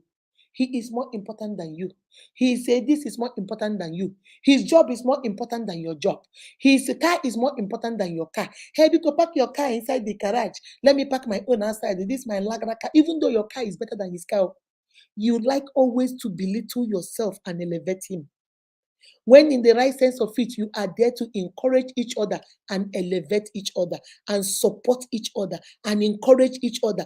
But you see yourself, number 7, this tendency of always belittling yourself to make him shine or belittling yourself to make her shine. Like that, my friend. You want me to go belittle my husband so that your husband can shine. You want my husband to belittle himself and agree that what he knows is not true is true so that your husband can feel good about himself. Do you notice that in that relationship, you are always bringing yourself low? You know computer more than him. But when he comes and say, can you help me type this thing? You do it, this is why you are showing off. Nah, I'm not showing off. I don't even know how to do it. I don't know how to do it. I will call my sister to do it when you go to work. When he goes to work, you type it very fast. You want to make yourself feel dumb. You want to make yourself feel like Onishinari. Some of us are smart, but we want to dull down that smartness because we want the man or the woman to feel comfortable. You know certain things, but you don't want. And I'm not saying overtalk them. Let's say you know something about computer and your husband doesn't know. I'm not saying brag and belittle him and make him feel like he's a nobody because he doesn't know computer. No. Neither am I saying you should not make yourself be dumb, be dumb. Okay, be like nothing, no, nothing is entering there because you want also to make him feel good. That's number 7. That's number 7. Okay, you want to act like you don't know stuff. You want to act like you put everybody on a pedestal. You make them feel special. But they don't even make you special. This man that you want to put, or this woman you want to put on a pedestal, you are here, my brother, spending all your money, buying wig, buying this, buying that. You can't even buy a good shirt for yourself. You are buying her a car. You they use Legacy's Benz. You they waka all around the way, but you bought her a car so that they could say, you buy your woman car. You live for 1-bedroom apartment, face me, I face me, but you go pay for 1-bedroom condo, self-contained for her. My brother, self-preservation is important. If you can afford to buy her, but first of all, what are you having yourself? You see, when you are in a relationship, when you need to dull yourself down, you need to belittle yourself, you need to talk down on yourself. Hey, darling, my honey, you want to belittle yourself, baby. That's codependency. That's one sign that you're codependent on that relationship. That's relationship addiction, another word for it. You are addicted to that relationship. So you are doing everything to make sure that relationship stands. Even when you know stuff, you want to act like you don't know stuff. You want to put him, his car is better, his job is better. You will even tell him, you know what? Go to your job. Let me not go to job today. I will even call off Papa and help you wash your clothes because I don't want you to go to your work with your nasty clothes. I will stay. You are belittling your own job to promote his own job. You are belittling your own business. Maybe you sell a recharge card and he sells power bank. You will go to his shop and stay, and he will tell you, don't bring your recharge card, though. I don't want your recharge card in my shop. You will close your own shop, close your own data business, and just go there and be selling for him because you want them to say, hey, that's a virtuous woman. My baby, that's not what Bible say about virtuous woman. Don't let people manipulate and use you. You can take care of your own business. He can take care of his own business. And anytime you want to help, you can also help. And then suggest to him, my brother, since you are not always gone and you want me to help, maybe I should also bring a table and put here and put my data so that I can be selling data and also selling your power bank or whatever you people do. You know, I can be selling my okra on half side of this thing and then your rice and beans business. Since you are always gone and you want me to help you, what is wrong in that? What is wrong in that? But he'll tell you he doesn't want your cracker. He wants you to be in this shop. Yeah, now. He said, you want to deny who you are.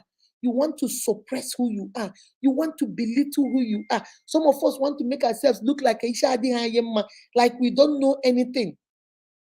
We want to make ourselves look like we don't know anything because our mind is telling us that is the only way you can make that man or that woman feel important. Codependency. He has made you feel that way. Remember the definition. It is only one-sided. It's an emotional and behavioral condition that is one-sided. It is one-sided. Some people refer to it as relationship addiction, where you are always giving and giving and you don't get nothing back. It's like you are empty. You give and nothing comes back to you. But in your head, you're telling yourself, one day he's going to change. One day he's going to come and understand. One day he's going to do. That's number 7. Number 8, saying you have a need. Hold on a second. Number 8, say you have a need for other people to like you. There is this need, they must like you. You will take all your money, go buy for everybody. You want the sister like you. You want the brother like you. They are supposed to like you. If you're going to be in their family, if you are who you are, authentically you, why would they not like you? You're a good person. You're positive. You're cheerful. You're hardworking. Why would they not like you? But because you are not sure of the relationship. You see that? When you are not sure of your love, you are sure of your love for him or her, but you are not sure of his love or her love for you. So you go an extra mile to buy your love. So you think maybe if I give his friends money, they will talk good about me to him. If I start giving the sisters money, they will talk good about me. If I start buying provisions and be sending to the mama, they will start talking good about me. And that does not mean if you have, you should not give. You know, I don't believe in that. If you have, you share. But what is the motive, the ulterior motive behind your giving? Are you giving because you know that man is not into you? Are you giving because you know this man does not want you? Are you giving because he doesn't call you unless you call him? Are you giving because it is very clear to you that you love him more than he loves you? The love is one-sided. So now you are doing because you want them to like you. Because in your head, liking you means they will promote you. They will support you. They will encourage him to go with you. They will say, this guy is good. Why don't you give her a chance? And that is what you're banking on. My brother, my sister, is that the state of your relationship? Is that the state? Number 8, is that the state of your relationship? You always want people to like you. You go an extra mile to borrow the money you don't have, to buy the things you don't need, to impress the people that do not care, that don't give a hoot. They don't. They don't care. They already know their brother, their sister, their friend has already told them that you be girl where they just the friend with benefit, that they just there, they enjoy you. That me marry you, no. He has already told them he won't marry you. So you are going an extra mile to please people that already know that man will not marry you. They will collect your money or collect your gift or collect everything. But Bobo and sister don't tell them, say marriage is no for you. My sister, ask yourself this question, number 8 sign. Are you always trying to make sure that man, that woman's friends, family, colleagues, business partner, you go an extra mile for them to like you? Because you know that man does not feel the same way you feel, or that woman does not feel the same way you feel about them. And that's why you go extra mile. Number 9, I'm going to give you just 10 and I'll stop. You're always struggling to find time for yourself. You are so overwhelmed. You are overwhelmed trying to please him. You are overwhelmed trying to please his friends. You are overwhelmed trying to get everybody to like you. You are overwhelmed trying to do everything he wants. You are overwhelmed trying to tiptoe around him. You are overwhelmed. Look at everything I've said. This is too much now. Which kind of wahala be this? No be love you love, now crime you commit. No be love you love, now crime you commit. You don't do. You are walking on eggshell. You are afraid. You must take permission for everything. You are doing everything they want. They don't have a voice of your own. You are overwhelmed. You are this. You are just frustrated, overwhelmed, flabbergasted, everything. It's too much. That's number 9. Number 9 is you are always struggling to find yourself. Baby, are you drowning in that relationship? Are you drowning in that relationship? Are you suffocating in that relationship? It's too much for you. It's like you cannot breathe. You are running helter-skelter, trying to please people that do not care. Buying things you don't have money for to please the people that do not care. All because you know in your heart of heart that you are codependent on this man. You are codependent on this woman. And they know that you are codependent on them. They know you are afraid to lose them. And that's why they are running you like just a walk like a Hebrew slave. They're just walking you like a Hebrew slave. Because they know, where can you go now? You can't go nowhere. They got you where they want you. So you're not going nowhere. And that's number 9. And number 10 is you feel as if you have lost a sense of yourself. Number 10, you have lost yourself. You don't even know where to go anymore. You don't even know what to believe in anymore. You have lost who you are. You don't have a voice. You used to be vibrant. You used to say what you felt like. You used to say what is in your mind. You used to say your own opinion. When you were in secondary school, everybody knew that, hey, once you call Akudo, she will say what she wants to say. Everybody knew that once you call Akudo, she will express herself. Now your friends can't even find who you are. Ha kwugide kwuru echi gị sa ha kwuge kwuru nwanne echi gị sa ihe ọbụla ekwuru gị ikpe n'isi. Because you don't know what to say. You have been conditioned not to speak. Just stay there, be pretty. You can be seen but not heard. Don't say no word. Just sit down there, be pretty and be quiet. So because you are used to that in your relationship, now you don't even know you are also doing it in your real life. You're also doing it at your job. You're also doing it everywhere. You're also doing it everywhere. You don't even know. Guys, that is the 10 signs that you are in a codependent relationship. Remember the definition I gave you guys. Okay? Let me see if I can find it again so that I can give you guys chance to come on. I told you, codependency is an emotional and behavioral condition that affects an individual's ability to have a healthy, mutual, and satisfying relationship. Okay? It is also known as relationship addiction because people with codependency often form or maintain relationships that are one-sided, emotionally destructive, and abusive. They mostly develop a relationship that is one-sided, emotionally destructive to them. It takes a toll on them, and it is also abusive. It is abusive on the part of the people they are depending on, because the people they are depending on know that they depend on them, know that emotionally they can't stand on their own, know that emotionally they are scared to be alone, emotionally they are scared to lose them, emotionally they are scared not to be built up, and they abuse it. That's why he said most of the time it is one-sided because it's only coming from your side. You don't get nothing in return. It is emotionally destructive because it's one-sided and you're not getting anything emotionally. You are damaged, you're destroyed. And then number 3, it is abusive on the part of the people you're dependent on. All right. And then we talked about the 10 signs. I'm going to run through it again. Number 1, you're always afraid. You are always scared. You're always walking on eggshells. Number 2, you are always seeking for this feeling of permission. You need to be given permission even to perform your daily tasks. That's what number 2 is. Number 3, you are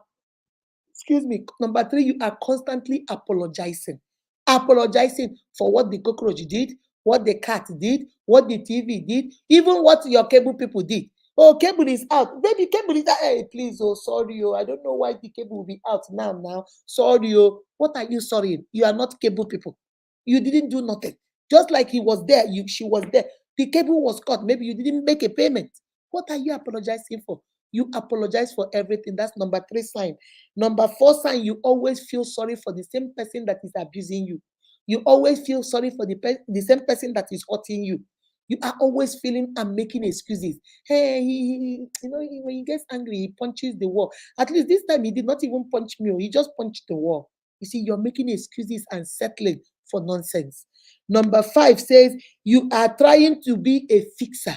You're always trying to fix them. You want to fix the living room. You want to fix a car. You want to buy a new car. You want to do this because you think all these things will fix the main problem, when the main problem is you and the main problem is him or her. Instead of sitting down and talking with him and say, this relationship is toxic, how do we fix it? You are trying to fix every other thing except the thing that needs to be fixed. That's number 5. Number 6, you can do anything for them, even at your own detriment, at your own unhappiness, at your own peace, at your own joy, at your own peace of mind. You will do anything, even if you are uncomfortable, even if it's something you don't value, you don't respect, you don't honor, you don't have any need for. You will still do it because they know that you are afraid to lose them. They know you are dependent on them. They know emotionally you are gone. You don't know who you are. You have no voice. You are dependent on them. And because the fact that you are dependent of them, they know you must do whatever they tell you to do. That's number 6. Number 7, say you always put your partner on a pedestal. It's good to encourage each other. It's good to honor each other. It's good to respect each other. It's good to put each other on a pedestal. But in a codependency, you are the only one that is doing it. You elevate him or her. You put everything about him is more important than you. Why you belittle yourself? Why you gaslight yourself? Why you wanna say, I got to school, I got no school. Him and big men. Him and big men, they treat people like they are rude. Your friend will say, is that the way he talks to you? Oh no, this he's a manager at his job. Big men, that's how they talk to people. I don't mind though, I'm used to it. You always put everything about him or her is more important than you. Baby, you are important too. If you make him important, he should also make you important. 2 of you should make yourselves important in a relationship. 2 cannot work together unless they agree. Mutual respect, mutual understanding, mutual agreement. But in a codependency, you are always exalting them. You are always honoring them. You are always respecting them. Why dishonoring yourself, belittling yourself, devaluing yourself, putting yourself down? Because that is the only way you think they will stay. That is the only way you think, oh, they will still love you. That is the only way you think they will not leave you. So you belittle and dismiss yourself so that they can be exalted and that they can take care of you. That's number 7. Number 8, you have this need for people to like you because you know the relationship is not mutual, because you know it is one-sided, because you know you are the one that need him and depend on him or her, not him or her. So you are always trying to make sure people around him likes you. You're always trying to make sure his friends, his co-workers, his family, everybody, so that what do? They can talk good about you to him, so that they can know that, hey, look at this guy has been honest to this guy has been doing all these things to you. Now give her a chance now. Give her, and that is what you're banking on. How do we say it in Igbo culture? Arinamma adiotara na arịrịọ, ọwụ arinamma. If I have to go beg somebody to love you, is it really true love? I have to go beg them to love you. I have to go conjure them, manipulate them, tell them how good you are, how you've been buying me stuff and paying my light bill. They should consider you for them to. So they don't know your value unless you bribe somebody to go tell them your value. What did I tell you? When people do not appreciate your presence, you give them a gift of your absence. If they don't know your value, why do you need to convince somebody to teach them your value? That's number 8. Number 9, you are always struggling to catch a breath, struggling to find who you are. Remember, number 1, you are afraid.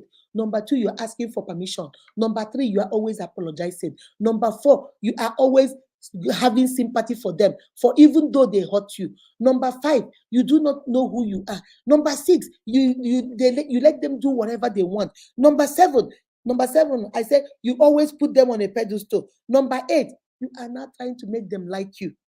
Number 9, you see why number 9 is you are struggling to be yourself. This is too much work. No be love you love, na crime you commit. No be love you love, my sister, na crime you commit. You kill person. Did you steal person man money? Did you steal person man or person woman? You steal person child? No be love you love. How can you, a man or a woman, put you through all this just because of you love them and you're in a relationship with them? Because you're hoping one day they will marry you. You are so dependent on them that you are pleasing everybody. You are running around helter skelter like Onishina Adema. You are apologizing for once you did, once you didn't do. You must take permission before you do anything. You are so afraid to lose them. Even when they abuse you, they use you, they manipulate you. You are the one that is apologizing. You are the one that is even having sympathy on them. They are the ones that hit you, and yet you're justifying why they hit you. You know they were mad. You know they lost their job. You know they were looking for that 10 million contract they didn't get. So when they came back, I asked her, "How is the contract?" He just slapped me. You can understand now his frustration. You want to justify. Do you see why number 9 say you are struggling to be yourself? You don't know who you are anymore. You are just struggling. Come to the 2 men takre. Breathe in. Oh, Chineke ma. You brought 20 miles. You are trying to survive. You're trying to catch a breath. That's number 9. And finally, number 10, I told you guys, say you are lost. You are lost because you're trying to find yourself. Baby, you are lost. My sister, are you lost in that relationship? My brother, are you lost? Are you always struggling to find yourself? Do you do everything and anything to please this person, even at your own detriment? Are you always trying to put them on pedestal while you diminish yourself and put yourself so low? Even when they hurt you, do you always justify and make excuses for them? Are you always apologizing? Do you always take permission before you do anything? Are you so afraid and scared to lose them? My sister, there are so many other signs, but I just wanted to give you guys this 10. Check, make the list. Check the list. Go through these 10 signs. If you think you have 10 of them, maybe you are in a codependent relationship. And on Thursday, I'm going to teach you how you can really deal with that. You can either go get help or you can take certain steps to make sure that you find your voice, to make sure maybe you have been doing this because you thought that would make the man marry you. Have you ever asked yourself, the man or the woman, do you think that's what they want in a woman? When they want to marry, my sister, most of the time they won't marry you because every man wants a strong woman, a woman that at least will be able to run my home when I am out on business, a woman that is independent, that can take decisions. When the children's school call and say, hey, Akudo is giving trouble in school, they will say, I am coming. They will say, oh, the daddy is at Abuja. He's not going to come back on Wednesday. Can you please call back? But now that he's dating you, he will tell you are a virtuous woman. Hey, you see, very tamed, very submissive. That he doesn't even when I get mad, she stays there.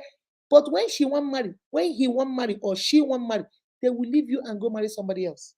Because to them, you are a liability. You can't take decisions for your family. You can. What if, God forbid, something happens to them? Will you even be able to run his business? You won't even be able to, because apparently you can't take a decision unless he gives you permission or tells you what to do. You are always belittling yourself.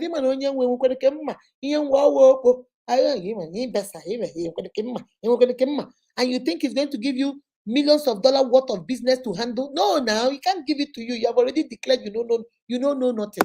You have already declared there's nothing in your brain. So why will he trust you with that?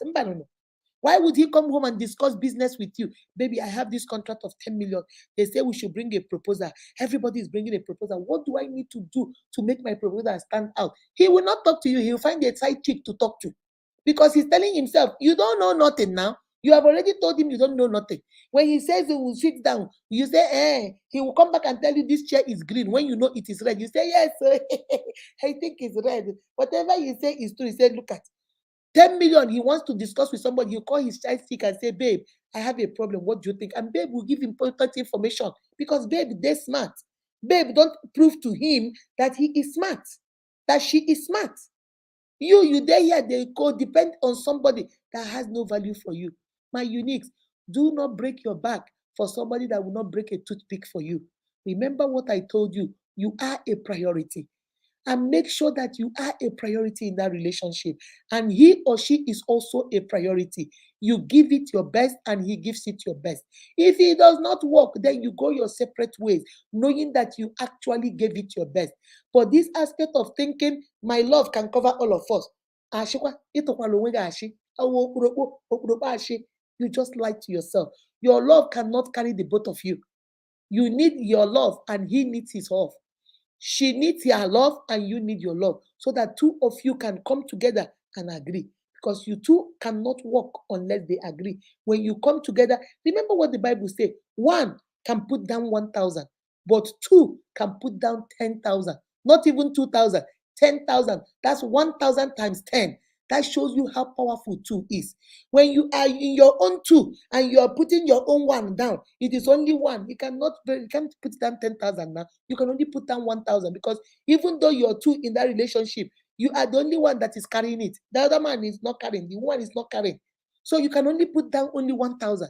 It's only when two of you come together and say, okay, two of us are here, then you can put down 10,000. My unique, that is codependency. And I'm going to stop right there. Okay? Whew! That was long. That was hard. All right, guys, let me see. Who wants to come in? Who wants to come in? Let's take some few comments and then maybe we might play a little bit of game. Who wants to come in? Ah.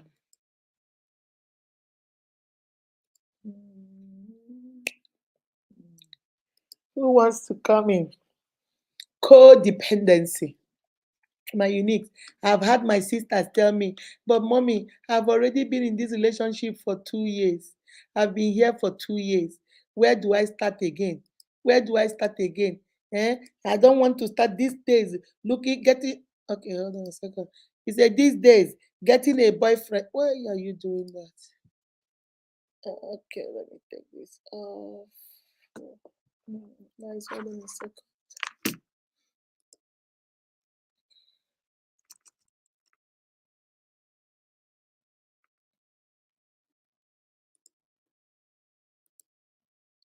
He said, these days, Mama, where do you find these men? It is hard. I have invested 2 years. And then I asked them, these 2 years, did he also invest 2 years in this relationship? Because it looked like you were the only one that invested in the relationship. He was here not investing. Now, bro, let me put give me a second. Let me put on YouTube. You invested, but did he invest? He did not invest. He did not invest in it. He was not even part of it. So you were codependent on him, and he knows you were codependent on him. People like that, that's why he says they are abusive sometimes, because they know you're not going anywhere. If anybody should leave, they are the ones that leave. Because remember, your love was one-sided. You were the one that have put in everything in it. They have not put in anything. So they are the ones, any day they get tired, they will walk away. Any day they get tired, they will walk away. You are the one that put, so you are the one that will suffer it. Archie, come on, baby. Hello, good evening. Good evening, my love. How are you? I'm fine, no, I'm fine. My dear, oh, now wow, this is a good situation, oh, a good situation. Yeah, That's a good situation. yes, yes. In one way or the other, we might have been in such relationship, you Yes. know. Mm-hmm. Yes, yes. I think I had one years back, and the one is that before I entered university, he said he doesn't want me to go to university. Mm-hmm. That after marriage, then I'll have two children Uh-oh. before, yeah, before I will talk about university.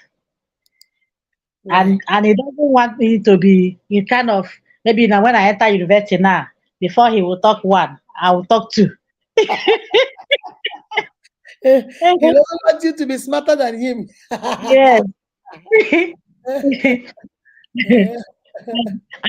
and he always say that that if he marries me now, that I will not be richer than him. Oh. Yeah. I don't ask him why did he say that. He said, say why will a woman be richer than a man? That Wow. I said, what if the woman has money before you, or how are you going to do? He said he must have something to do to make the woman to come down. You Wow. understand? Yes. Wow. That There's he will I've, not I've, accept I've had a people woman tell to be. me that there was a man that told me Yeah. that no woman he marries is ever going to be richer than him. I told him, I said, but Mm. what if the woman has money? He said, no, even if the woman has money, he will find a way. And do you know what Uh, he did? The woman was promoted. The woman is in banking. So the woman mm. was promoted and became the bank manager of one of the small banks in Lagos. You know Yeah. what he did? He made the girl quit her job. You see, yes. Made the girl quit her job and then go find a consulting job in one, Uh, company, because he said, no, you can't be richer than me. exactly. Mhm, That is it. mhm. So we should be very careful with toxic. No, short. Some people they will tell you I can't do without you. I can't. Those who said I can't do without you, they are still doing without you. They, Yeah. they are still So they are still yeah, surviving without you. yes. And when a man maybe now want to let you understand that without him you can't live. That's not true. You understand? They Mm, tell you without me you can't live, or you feel that without that man you can't live. No. And such relationship, you see that when you end such relationship, you will even see yourself being happy. mm, Normally, when you break in a relationship, you feel bad. mm, But mm. this kind of relationship, Relationship, when you you break, feel freedom. You feel free. yeah, Mhm, yes, you feel happy that yeah, finally. I mhm, watched one program. A man wanted to surprise his girlfriend with a car, a jeep. He brought the jeep with one of these content creators. Say when the girl came, girl say, what is this? Say, your man brought a car. Say who? After 6 months, say short. She doesn't have a boyfriend. As long as she's concerned, she doesn't have it. We say, but this is your boyfriend. He say, after 6 months. So when you hit me, you disappear. You come back, you buy me a car. The girl say, no, I don't need your car. For 4 years, I've endured. You know, you beat me anyhow you like. I'm a fashion designer. You stop me from going to, you don't want me to continue my business. What makes me happy, you don't want. The man say, hey, why will you go and be going to people's house to measure clothes? The man say, but that's their job. He said, no, no, no, no, I will not take that. Says, yes, do you beat her? Yes, I beat her sometimes just to reset her brain. How can you say you hit a woman you want to retain? I say it's even this man that need to reset his brain because he doesn't know what he's doing. So the exactly. girl said, I cannot take this car and I'm tired. Short, I was happy when you left me. Now you want to come back so that I will feel bad. I'll continue to feel bad. No, I would rather be alive for my parents than be staying with you and you kill me. The guy say he can hit her even just like what you talked about argument. Say little thing, short he hits him at every given time, any Mm, opportunity. You know, say but that was okay. I will not beat you again. That was then. Well, okay, okay, short. Don't talk when I'm talking. The guy was telling the content creator, say, Auntie, can you see the kind of man I'm dating? The man and said, he has not changed anything. He's going to continue. no, no, no, no. The content creator say, Oga, but you used to hit her. Yes, now. Yes. Like now, why will I be talking? Why will I be talking now? She's talking. The guy say, short, Oga, bros, carry your car and go. I don't need your car. I'm Mm, tired. You mm. know. The man say, who does that? In this, are you this kind of person? Is she still in Nigeria? Who Yes, will reject? you are. Because one thing about life is that your happiness, and that's the problem why some of us get into this kind of relationship, because we Yeah. say, okay, at least he brought a car. I can be mad. I Eh, told you, somebody told me it's better to cry in a G wagon than to cry eh, in a keke, than to be happy in a keke. So it's no, better for them to be in that relationship, beat me, do anything, but at least I'm enjoying AC. I'm in a no, mansion. Than for me to go be in a one bedroom apartment and keke mbanu, and that's the problem. No. Your somebody's happiness is paramount. Your That's happiness right. matters the most. Thank you, my Happiness. darling. Thank So, you. Chindangwa, come on. Mr. Chinda. Uh, Yeah, hello. good evening, man. Good evening, my love. How are Yeah, good you? evening, man. Good evening. I'm okay, man. How's What's everything? going on? I'm good. I'm okay. We thank God for today and this topic Codependency. because yeah, is for me I would say it's very important. You understand because the way some people look up to, especially our men these days look up to women Mhm. in terms of relationship and catering for everything, making all the efforts, and it's not help. It's not wise this time around. And I see that women gives all, or maybe 90% more than the men, to make sure everything is going further. It's good, yes. You understand? Yeah. So it's becoming a habit, which is not good. So secondly, again, this toxic of a thing. What Mhm. I saw this morning, it was not, I saw a woman hitting a man, even remove a tooth from the man's teeth. You understand? Are you serious? Yeah, I was laughing, because you see the guy's face. I said, "Oh boy." So after like 5 minutes, I had to turn back. The guy started beating her. I said, "Fine, he's balanced now because he has lost one tooth." You see, crowd, eh? So I asked myself, why all this? I found out the girl was spending more on him. Mhm. Yeah, but it's not getting just to eat, sleep, and the guy now caught him with another Another lady. girl. Oh, Yeah, that was. So I suppose I was like, why this? If you see the guy's face, you will start laughing. The injury, as a woman is doing this thing to a man, ha. So it was after like 10 minutes, the guy got himself and started hitting her. But that one is not my problem. I've gone to. I said, let me go to work. I'm even already late. So, but what I'm saying is, we need to. I would say that people need to look at this whole thing. If you know that this person is not meeting what you want, like your what you expectation want. or anything, Exactly. Mhm. yeah, you can just move in because you see this thing they say he will change. That was how my auntie died. You understand? Because of this, he will change. It will not change. The husband now used a baton and this is a 4x4 and hit her on her head and she died. So may her soul rest in peace. So Amen. people don't some people don't change. Some people don't change. They are just meant to be the way they are. Just allow it. Let them just go. Mhm. If they happen to meet somebody they can calm down for, you don't say you can change somebody You can't. and you see yourself being a very toxic. Women now are very, very toxic now. Because why? Because they put in their all to make sure they Yes. be the man. So when they're not seeing what they're getting, then they start becoming so They violent. start, yeah, that's true. Understand? So that's why I'm just yes. So that's why we need to save our they save themselves the time, Mhm. the stress, and everything. You understand? And that We is all why, will have. I mean, I believe there's a woman meant for a and man. that is why I There's a was man saying, meant for a woman. when Both you of them get can into, adapt to each yeah, other, and they will see everything will flow. and like I was saying, when you get into a relationship, don't go in a relationship Yeah, blind. yeah, Look, that's true. if you're giving everything and your partner is not even giving 1/10, that will show you he is not Yeah, interested. He's not that's true. interested. So That's you true. move on. Don't stay there and keep saying, let me give more. Let me give more. Let me give Yeah, more. And then it will at the change. end of the day, you don't get. Now you want to knock off one of his teeth like you saw this morning.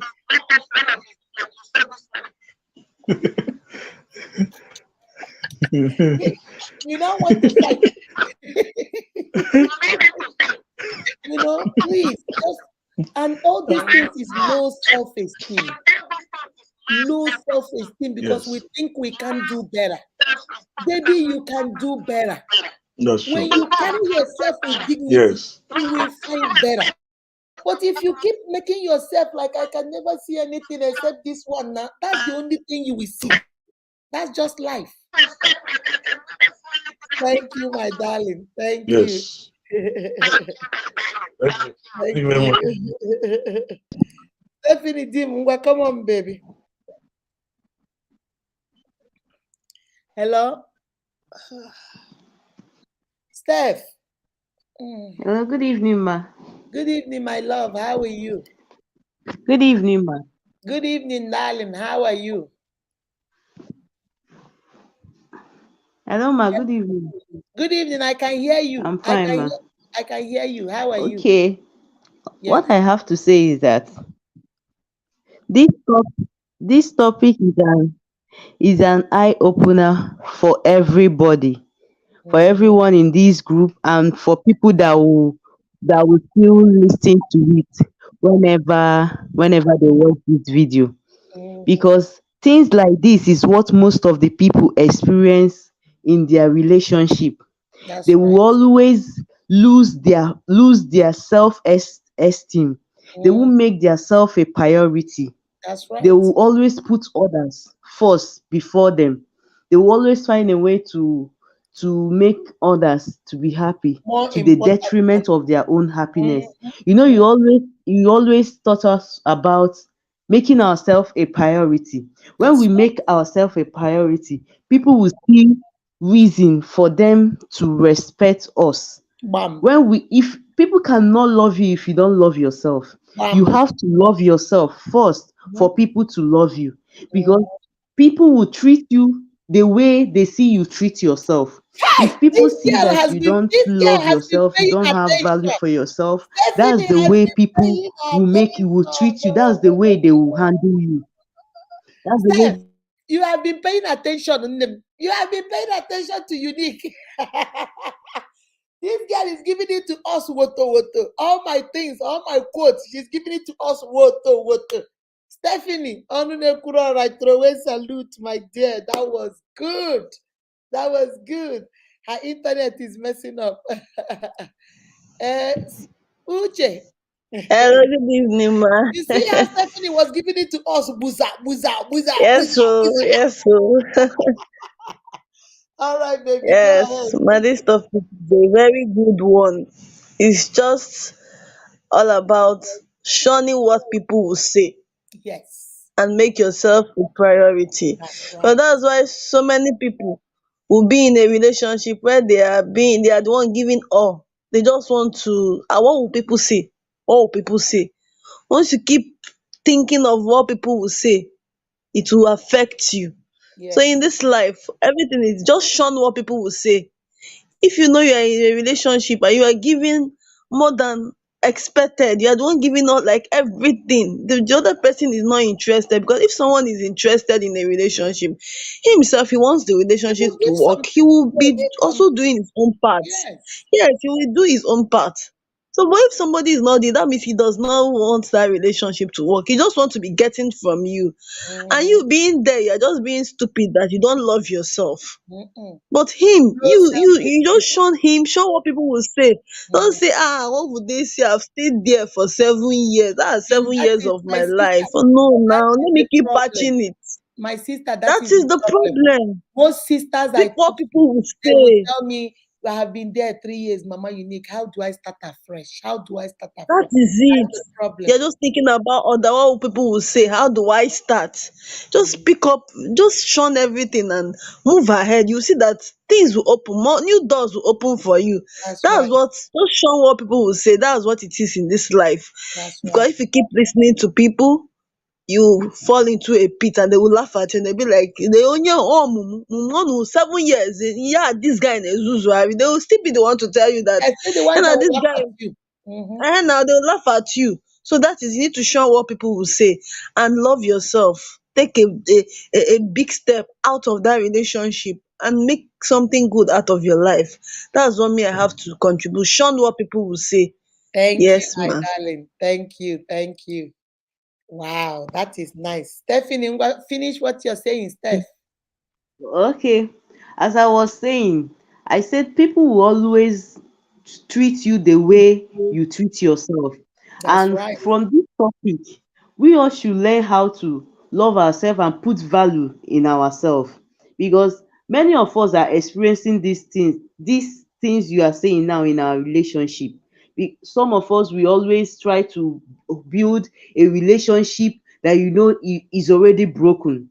Within Exactly. you know that it is broken already, but you are trying to patch it But up. you're trying to You won't fix it. even Mhm. Yes, you are fixing something that is broken pieces. You can't fix off a broken glass. No matter how you gum it together, it will still have a crack. So Exactly.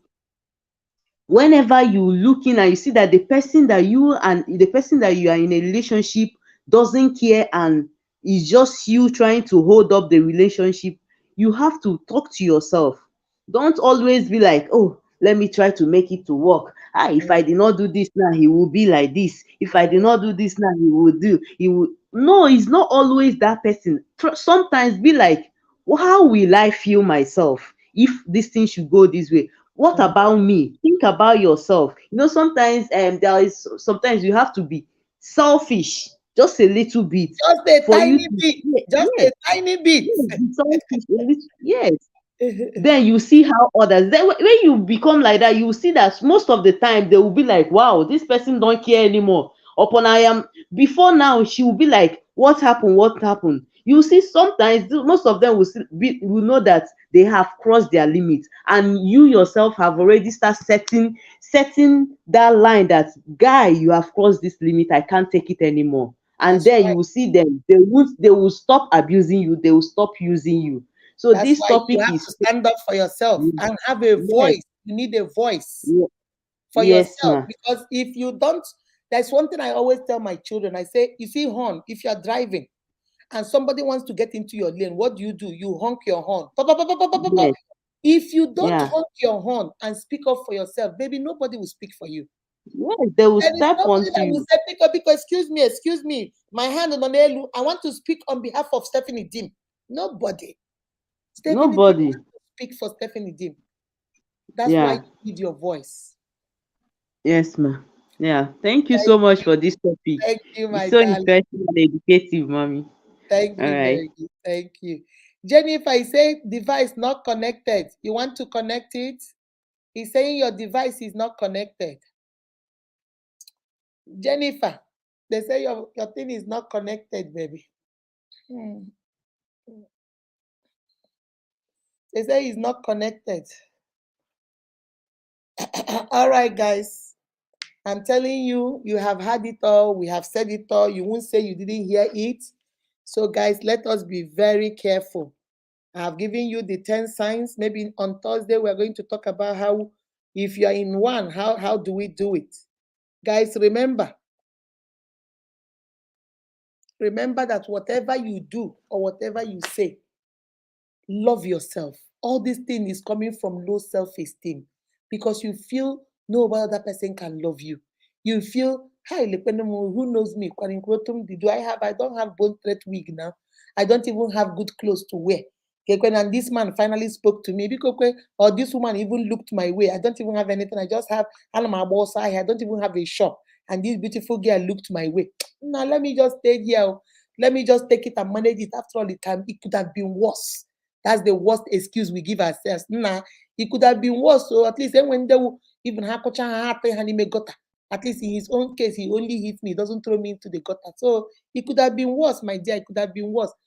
Low self-esteem. You don't believe you can do better. You don't believe people can like you on your own. And that's why you make up all these lies to yourself.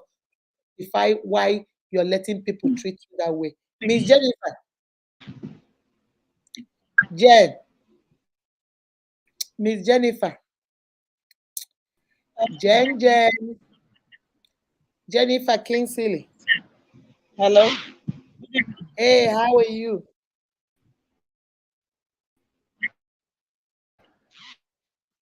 Hello. Hello. Good evening, ma. Good evening, my darling. How are you? Oh, it looks like your network is not working. Hello. Good evening, ma. Good evening. How are you? Sorry, her network is not connecting. Hello. Hello.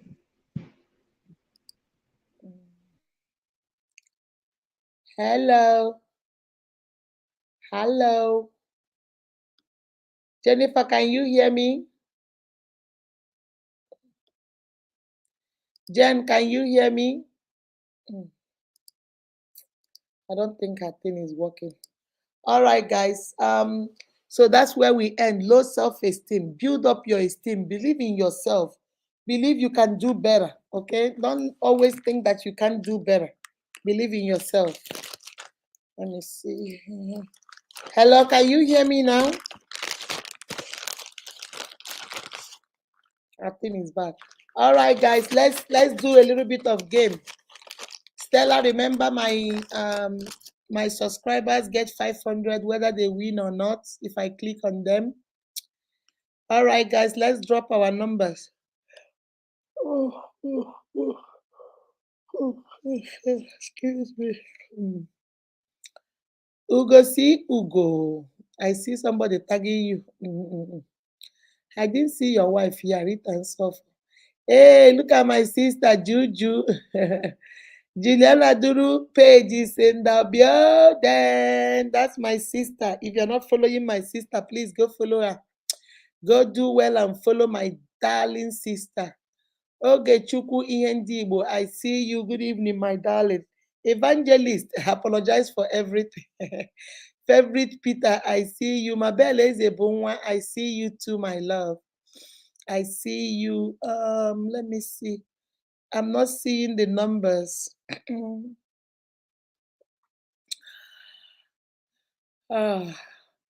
Guys, you guys don't want to play today. I'm not seeing any number. I'm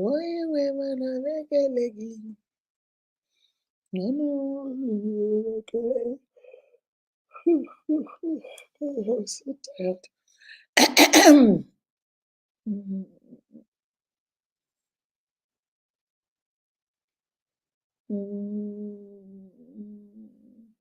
Guys, where are the numbers? I'm not seeing any number. Who wants to come in and play? Let me put the link here.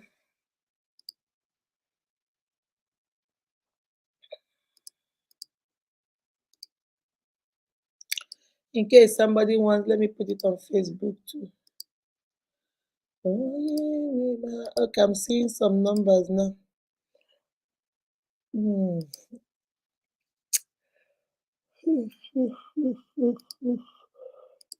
Jesus Christ, I'm tired. I is tired. I is tired. I am tired. I'm tired. Okay. Let me see.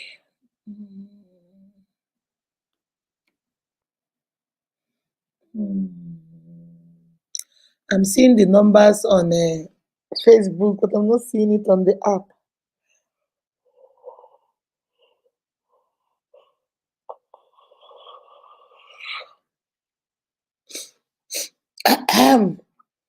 Guys, I'm seeing it on Facebook, but I'm not seeing it on the app.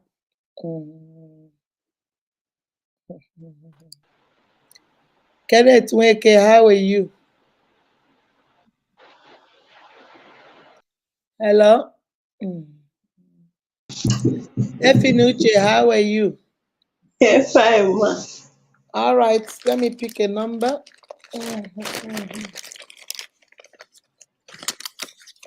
Give me 5 numbers. 5, 10, 3 more. 20, 22, And 1 more. 25. You nearly got it. 28. Okay, ma. Nearly. You got it. All right, baby. Jennifer Dim, let's go. Good evening, ma. Good evening, my love. Good evening, ma. I'm doing good. Okay. Number 5. Number 9. 3 more. Number 11. 2 more. 13. 1 more. 2.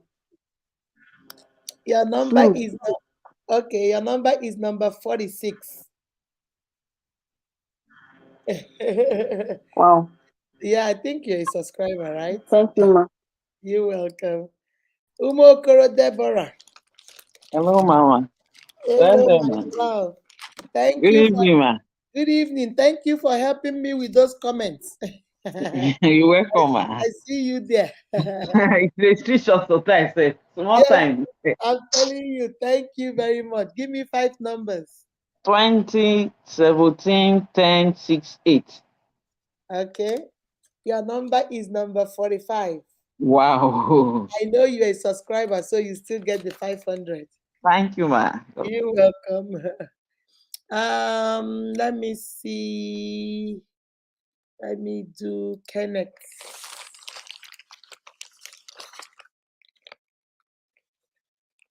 Kenneth, your number is 32. You have 38. Your number is 32. Kenneth Weke. Winnie Daniels. Winnie Daniels, your number is, hey, you're so lucky. Your number is 15. Girl, you won. Your number is 15. Good job, Winnie. Good job. Frank Shawboy. Let's see. Frank Shawboy, you might be lucky. Oh. You see, I picked again 15 for you. Frank Shawboy, you won. Yay, 15 for you. You're lucky. I threw it in, and then when I picked it, you got it too. Frank Shawboy, I see you. App and Gloria. Let's see. See what we'll pick. App and your name, your number is, oh, you have 40. Your number is 40. 40, you didn't win, but baby, you get your 300. Mary, let's go. Good Hello. evening, ma. Good evening, I my choose lord. number 20. Yes, ma'am. Number 20. Okay. Number 22. Okay. Number 15. Okay. Number 38. And number 9. 9. Oh, close. Number 7. Hey, okay. 7. Thank you, ma. You're welcome. Taiwo, come on, baby. Mommy, good evening, ma. Good evening, my love. Give me How 5. is it, ma? Hi, ma. Everything is good, my darling. Give me 5 numbers. Okay, 24, Okay. 5, 14, 29, 10. Woo! You came close. 29, 30. Your number is 30.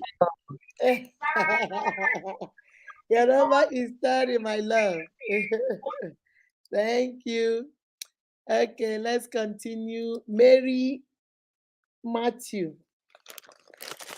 Mary Matthew, pray that we pick another 15. Yours is 12.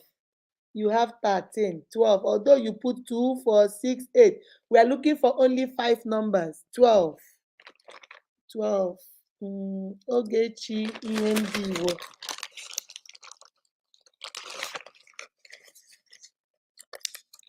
Your number is 24. Whoa, you had 23.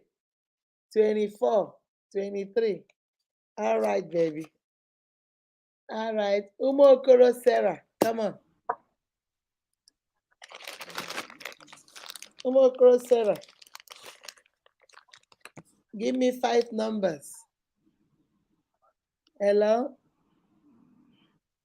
Umokoro Sarah. Umokoro Sarah. Hello, ma. Uh-oh. Hello? Good evening, ma.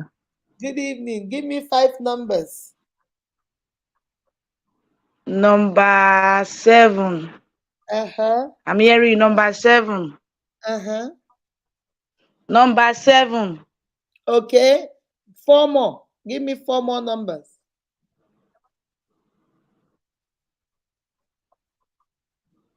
What else? 4. Number 7. Number Continue. 10. Okay. 3 more. 3 more. Number 11. Okay. 2 more.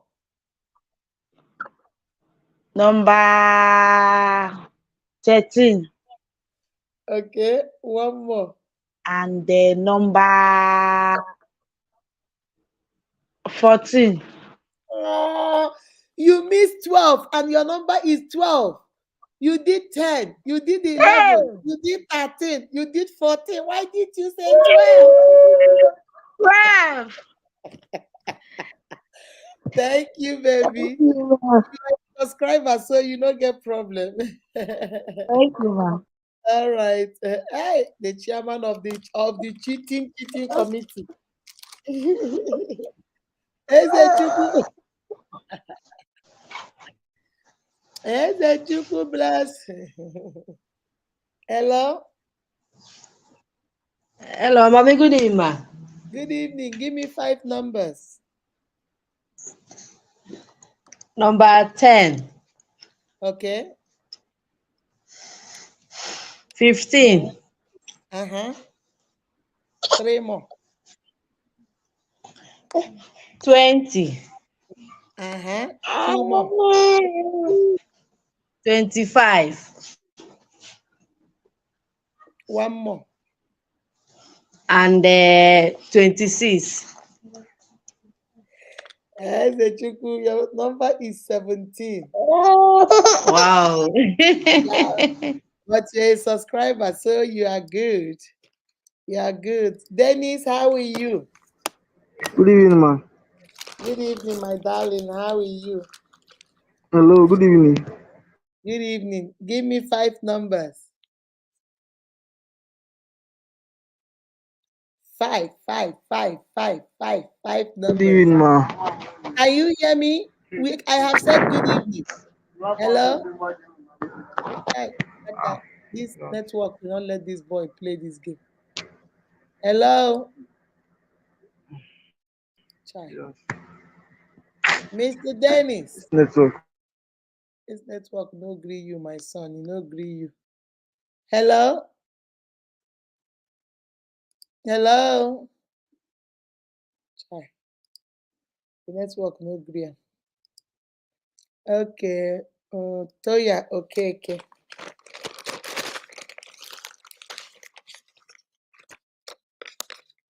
Number 17. I just picked number 17 again. Toya, okay. Number 17. Okay. Neka Alex. Neka Alex. Yes, ma. Good evening, ma. All right, give me 5 numbers. Good evening, ma.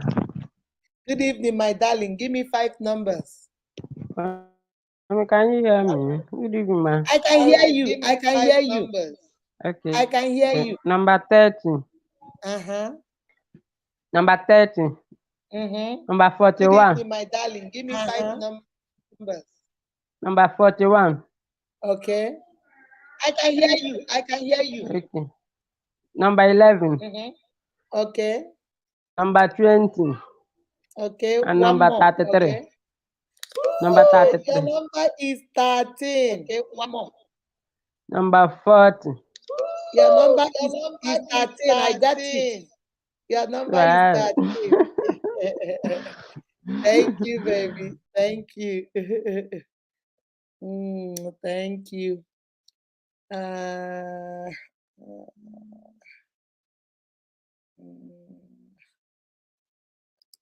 Joy Windy.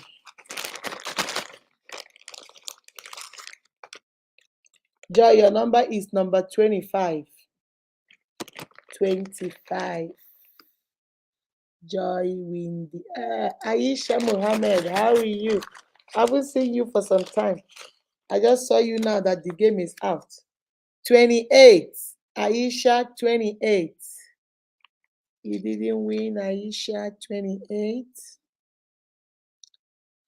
Mary, I've done you. Windy, I've done you.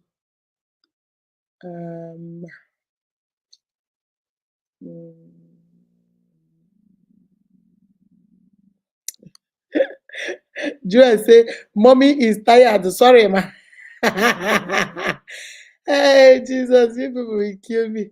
He said, Mommy is tired. Sorry, ma. Winnie, let's go. Winnie, you know, you don't even have to play. Your name is there. Just put Winnie down for 500, guys. Let me look for my Zambian people. Where is that guy, Zulu? Zulu, did you drop your number because you were here from the beginning? Or have you left? That's Zulu.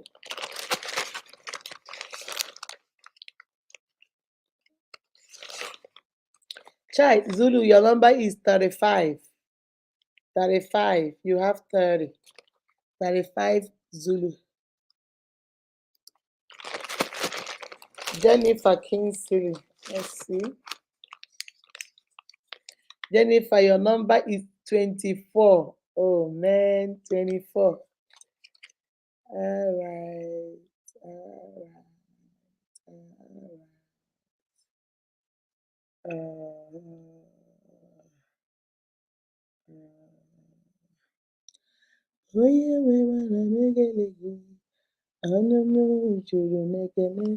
Guys, I'll soon leave you guys. I'm tired. I'm tired. I is tired.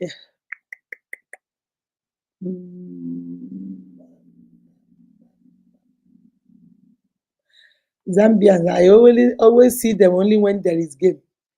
You will not see them until when there is game. Dennis, your network was not letting you, but you know you're a subscriber. So let's see. 33. You're a subscriber, so you are good. 33, baby. I don't see them until when it is time for game. All of them will come here. Number 2. Eunice. Number 2. Number 2. Okay, my darling is here. Nkwocha blessing. Nkwocha blessing. Good evening, ma'am. Good evening, my darling. Give me 5 numbers. Okay, number 8, number 10, number 15, Okay, 2 more. number 2, And 1 more. number 12. All right. Nkwocha blessing number 48. Wow, far away. Thank you, my darling. Thank you. I saw this name when I was live. Zambian. I saw that name. You were here. It was just 3 of you. You, Zulu, and Winnie. That's only 3 of you were here. 30. Marvin, 30. You got 30. Okay, let's see. Let me do beloved. Beloved is mine. I am his. Beloved, I go other comma. Oh, you go send me comma. Oh, I dey like comma. Oh, you go send me some comma, beloved. Number 7. Oh my God, beloved, you're so lucky. Your first number is 7. You see how lucky you are? You just won. Beloved, 500. 7. My beloved, 7. Kingsley Chima, let's go. Kingsley Chima, 25. Kingsley Chima, 25. All right. My beloved is mine. I am his own, his banner over us, his love. Chidima Ijama, let's see. Chidima, 28. Chidima, I know you're a subscriber, 28. 28. Stella, when you send me the payments, how you paid them, and you send me the list, please send me the list and put subscriber by their names. I didn't get the list of the last one. Send me the list of the last one and today's list. the way you do it with the green mark, like you have paid them, but before their name put S. That means or SUB sub. So I will know that it's a subscriber. Okay, let me see. I've done you. Chidema Ikenga, let's try you. Beloved, I'm coming to bring you up. Whoa, Chidema, you got number 7 again, like beloved. Number 7, you won, girl. Good luck. I just threw it in and I picked it up again. Beloved, I've already played you, but come in if you want to say something. Hello? Miss Beloved. Hello. Hello, ma. Hello, my love. How are you? I'm fine, ma. Good evening, ma. Good evening, my darling. I am so proud of you. I need kwama. You will send me some kwama. You have to find DHL and way bill me kwama. No problem, ma. Those pictures you posted was very, very tantalizing. We thank God, ma. Yes, It was a mission accomplished. Thank God, it ma. was a mission accomplished for real. I am so proud Yes, of you. sir. You did good. Yes, ma. God bless you, mommy. Bless you, my love. I have already played you now, so you don't need to play. Yes, I saw it. I won. That 7 is so special to me. All right, my darling. Thank you, Thank baby. you, ma. Thank you, my love. All right, let me see. I got Jennifer. I did you right. I did Chima. I did Windy. I did. There was somebody I saw. Is it something Ike? Is it something Ike? Is it Chike Ike? Or let's play it.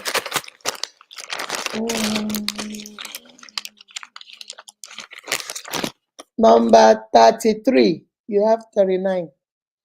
33393733. All right. Let me see. Somebody calling me. Okay.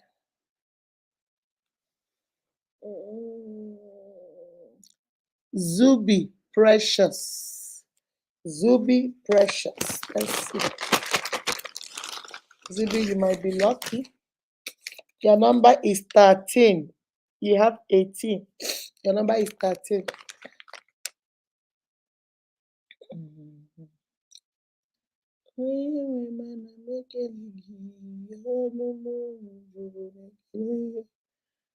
Okay, I haven't done this name. Who is this person? I haven't done you. I think it's a new name. I haven't done you. Let's just pick one and see whether you are a winner. Your number is 28. Oh man, you have 29.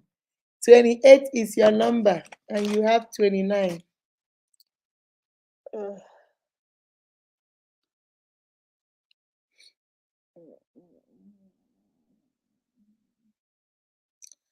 All right, guys, I think I'm going to stop right here. Let me see. Oh, I've been here for 2 hours. Okay, let me do Queen Cheesy and then I'll stop. Queen Cheesy, Queen Cheesy. Queen Cheesy, your number is number 8. Number 8 is your number. All right, guys, I'm going to stop right here. I'm tired. I'll see you guys on Thursday. Maybe we'll talk about what to do with codependency, and then we'll spend more time playing the games, okay? I'll see you guys. Take care of yourself. Check your relationships. That relationship you are in, are you giving excuses? I've been here 2 years now. What do I need to do? I don't want to start all over. At least he gives me money now. He doesn't even punch me or he's only he slaps me. You know, he's mean to me, but all the same, he's even mean to his family. It's not only me he's mean to his family. She's also mean to him. Have you seen him talk to his mother? Talk about me. No. He's even nice to me compared to his mother. You're trying to justify, you're trying to settle for something you know that you do not deserve. My unique, he say, you better watch out, you better go or something. Santa Claus is coming to town. Make your list, check it twice. Make these 10 kind things your list. Check it twice. Who are you dependent on? Do you know they know you are dependent on them? That man, that woman knows that you can't do without them. They know you will do anything they tell you to do. They know you apologize for everything. They know you are scared to lose them. They know you must take permission before you do anything. They know you will apologize and make even justification and excuses why they treat you the way they treat you. They know all these things. They know you are struggling to survive. They know you have lost yourself. All the 10 things they know. And then they are abusive. They use it and manipulate you. My sister is low self-esteem. My brother is low self-esteem. You don't know who you are. And that's why you're letting people treat you that way. Step up and tell people, teach people. Like Stephanie was saying, this is all I teach you guys. You are going to teach people how to treat you because people treat you exactly the way you treat yourself. If you treat yourself like you're a nobody, they will treat you like a nobody. So step up and stand tall and know who you believe and whose you believe and whose child you are. You are a priority. You are not an option. You are not bas kalabati alababas alabalaba kai kai titim but and but. No, you are a priority. They're not gonna be choosing from you. You go out of your way to do things that you're uncomfortable with, borrow money you don't have, buy the things you don't need to please the people that will go give a good word about you. If you're doing all these things for him and he cannot see your what, you need somebody to go convince him. Baby, are you sure he's seeing your what? Remember, when people don't appreciate your presence, you give them a gift of your absence so that they will realize how important you are to them. You are a human being. You are somebody's child. You are somebody's son. You're somebody's daughter. Don't let people treat you less than that. You are beautifully and wonderfully made by God. That is why you are unique in your own way, special and unique in your own way. And don't let nobody on this world tell you otherwise. They tell you you need them. Tell them, yes, we need each other, but you do not need them to your own happiness, your own joy, or your own peace of mind. No, you need them. You want to love them, but not at the expense of losing who you are. Take care of yourself and each other. Until next time, I'll see you guys. I love, love, love you guys. Bye bye. Bye bye. Bye bye.